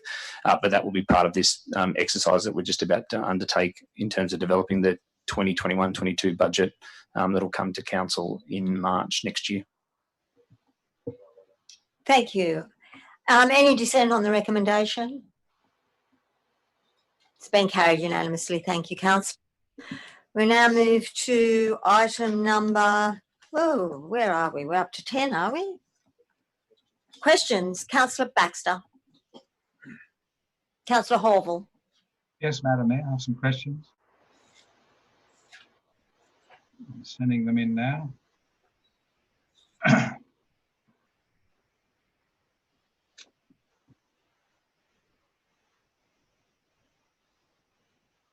All right, with respect to question 7 in the November Council agenda, quoting, which council parks are part of the 480 land parcels with undetermined Aboriginal land claims in the Kempsey LGA, end quote, and it's unfathomable to most people, response of 23 lots. Will council specify with a yes or no whether Rudder Park, East Kempsey, is subject to an undetermined Aboriginal land claim? Is Yakka Watson Park, Smithtown, subject to an undetermined Aboriginal land claim? Is Riverside Park, Smithtown, subject to an undetermined Aboriginal land claim? Is Rovers Sporting Field, West Kempsey, subject to an undetermined Aboriginal land claim? Is Mountain View Reserve, West Kempsey, subject to an undetermined Aboriginal land claim? Is Memorial Park, Gladstone, subject to an undetermined Aboriginal land claim? Is Town Green, Crescent Head, subject to an undetermined Aboriginal land claim? Is Chapel Park, also known as Skate Park, Kempsey, subject to an undetermined Aboriginal land claim? Is Willow Street Park, Crescent Head, subject to an undetermined Aboriginal land claim? What is the status of the assessment of the development application for the establishment of a market garden in Willawarra? Is Jim Sterling Oval, South Kempsey, subject to an undetermined land claim? Is C Street Park, West Kempsey, subject to an undetermined Aboriginal land claim? Is Birrelly Oval, Crescent Head, subject to an undetermined Aboriginal land claim? Is Hodgson Park, East Kempsey, subject to an undetermined Aboriginal land claim? Has the Royal Commission into National Natural Disaster Arrangements in regard to the following recommendations: Recommendation 12.5, National Community Education; Recommendation 17.1, Public Availability of Fuel Load Management Strategies; Recommendation 19.1, Communication of Natural Hazard Risk Information to Individuals; and recommendation 19.3, mandatory consideration of natural disaster risk in land use planning decisions, or other recommendations pertinent to the Kempsey Council area, A, been implemented, B, been commenced, or C, will be commenced by Kempsey Shire Council. Is the Fredericton Sports Field subject to an undetermined Aboriginal land claim? Is Services Club Park, Kempsey, subject to an undetermined Aboriginal land claim? Is Smithtown Oval subject to an undetermined Aboriginal land claim? Is Riverside Park, Kempsey, subject to an undetermined Aboriginal land claim? Are Verge Street Oval, Kempsey, subject to an undetermined Aboriginal land claim? During the 2019-2020 financial year, what were the monthly amounts of revenue raised for breaches of parking rules in Kempsey Shire Council? Is the Southwest Rock Sporting Complex subject to an undetermined Aboriginal land claim? Is Hill Street Park, South Kempsey, subject to an undetermined Aboriginal land claim? Is Brighton Park, Southwest Rocks, subject to an undetermined Aboriginal land claim? Is Bloomfield Street Park, South Kempsey, subject to an undetermined Aboriginal land claim? Is Andrew Pacey Park, South Kempsey, subject to an undetermined Aboriginal land claim? Is the Mountain View Playground, West Kempsey, subject to an undetermined Aboriginal land claim? Is Mitchell Park, West Kempsey, subject to an undetermined Aboriginal land claim? During the 2019-2020 financial year, which were the top 5 towns or villages in Kempsey Shire for breaches of parking rules? Are Kemp Street Sporting Fields, West Kempsey, subject to an undetermined Aboriginal land claim? Is Steel Park, West Kempsey, subject to an undetermined Aboriginal land claim? Is Greenfields Avenue Reserve, West Kempsey, subject to an undetermined Aboriginal land claim? Is the Willawarrin Rodeo Ground subject to an undetermined Aboriginal land claim? Is Town Green, Crescent Head, subject to an undetermined Aboriginal land claim? Is Flanagan Park, West Kempsey, subject to an undetermined Aboriginal land claim? With the new New South Wales legislation in respect to the Code of Conduct pertaining to, quote, changes to laws for short-term rental accommodation, due to come, end quote, due to come in force on the 18th of December 2020, what roles and responsibilities does Kempsey Shire Council have for implementing them, and how will this be undertaken? Is James Carney Crescent Playground, West Kempsey, subject to an undetermined Aboriginal land claim? Is Post Office Park, Kempsey, subject to an undetermined Aboriginal land claim? Is Lloyd Park, Crescent Head, subject to an undetermined Aboriginal land claim? Is Ellie Hennessy Children's Playground, West Kempsey, subject to an undetermined Aboriginal land claim? Is the park on the corner of Main Street and Thungutty Drive, Bellbrook, subject to an undetermined Aboriginal land claim? Those are my questions, Madam Mayor. Thank you, Councillor. Councillor Baxter, you wanted to go back to your question? Yeah, thank you, Chair. I'd like to ask a question without notice. Is it allowed for a councillor to contact Aboriginal organisations in the Valley and ask them questions? Thank you, Councillor. Councillor McGinn. I have no questions, Councillor given that Shields. I usually ask mine. Mine will be, is there any progress on the Mid-North Coast High Performance Centre? Councillor Patterson. Thank you, Madam Mayor. I have 3 questions. The 2 highway interchanges north and south of Kempsey, who is in charge of the maintenance as they are growing weeds and collecting rubbish? Question 2. Where is the Moonee Road ceiling up to, as residents were promised tarring would continue? Question 3, and final one. What is the cost to council resources in answering large number of council questions on notice? Thank you. Thank you. Councillor Saul. Thank you, Madam Mayor. Just the two questions, please. Has council determined a date for the official opening of the Puritan boat ramp? And the second one, please. Can council consider policing the Clyde Street car park due to a lack of available spaces for shoppers? Thank you, Councillor. Councillor Morris. I need to read them out. Yeah, read them out. There's 20 of them. That's okay. That's quite all right. Given council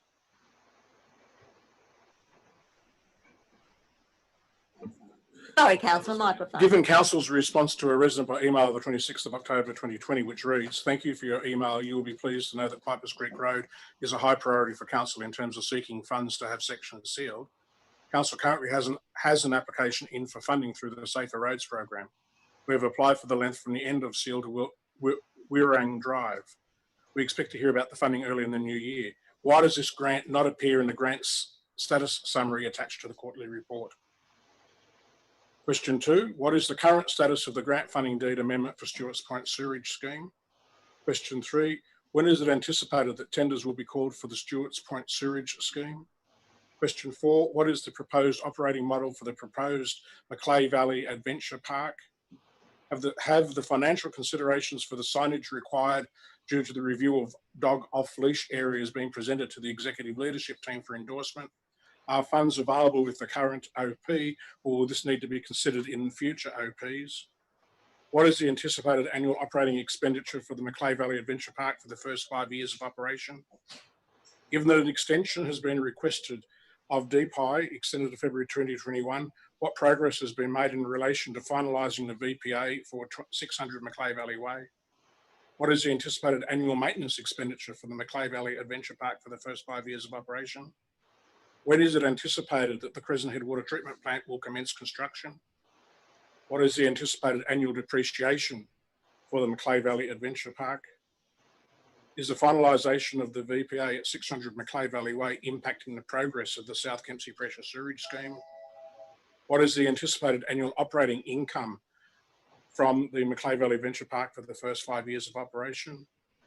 Council needs to be aware of potential future costs to operate the Slim Dusty Centre to ensure due diligence regarding Council's ongoing financial sustainability. To enable this, will Council staff time be recorded and costed for the operation of the Slim Dusty Centre during a short-term engagement with the Slim Dusty Foundation Limited as trustee for the Slim Dusty Museum Trust Fund to operate the Slim Dusty Centre on a reduced operating basis for a maximum period of 6 months? The South Kempsey Pressure Sewerage Scheme was deleted from Council's Matters in Progress report at its meeting of the 28th of November 2019. The deed agreement had been executed, and the comment from 8th of May 2019 indicated an intention of advertising the construction tender late in the year 2019. What is the status of this project? When can Council anticipate the commencement and completion of this project? The Council Administration building has undergone considerable renovation and upgrades during the past 2 years, including a new roof and new office layout and petitioning. What has been the investment by the community for these improvements to the administration building during financial year 18-19 and financial year 19-20? What is the investment to date this financial year, and what further expenditure is anticipated? What has been the increase in available workstations within the administration building because of the renovations? What sustainability improvements have been implemented as part of the office renovations? What is the anticipated savings due to these sustainability measures? It is well known that a considerable amount of council infrastructure was damaged by the severe bushfires last summer, including damage to several bridges and causeways. Which bridges and causeways are yet to be fully restored? Which of these, if any, have load limits imposed, and what are these load limits? And the last question is, when is it anticipated all bridges and causeways will be fully restored? Thank you, Councillor. General Madam Manager. Mayor, I'll just make a comment. Given I think there's probably over 100 questions that have come in today, and the limited resources we have, I cannot guarantee we'll get responses to every one of those for the December council meeting. We will prioritise those, and some of them may not come until February. Thank you, General Manager. we'll now move into confidential. Thank you, Councillor McGinn, and seconded by Councillor Saul. All agree to move into confidential? No dissent. There's no gallery. We can shut the door. Oh, we've still got Ruby.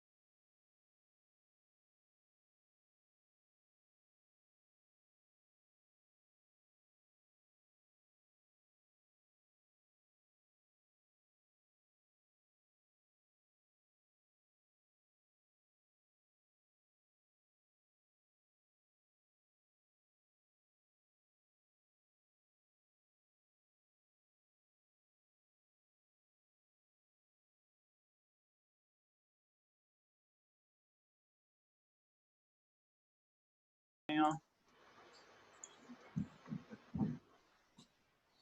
Okay, I will read the motions that were taken in closed session in relation to item 11.2 TQE 20/22 tender for the construction and sealing of Point Plummer Road.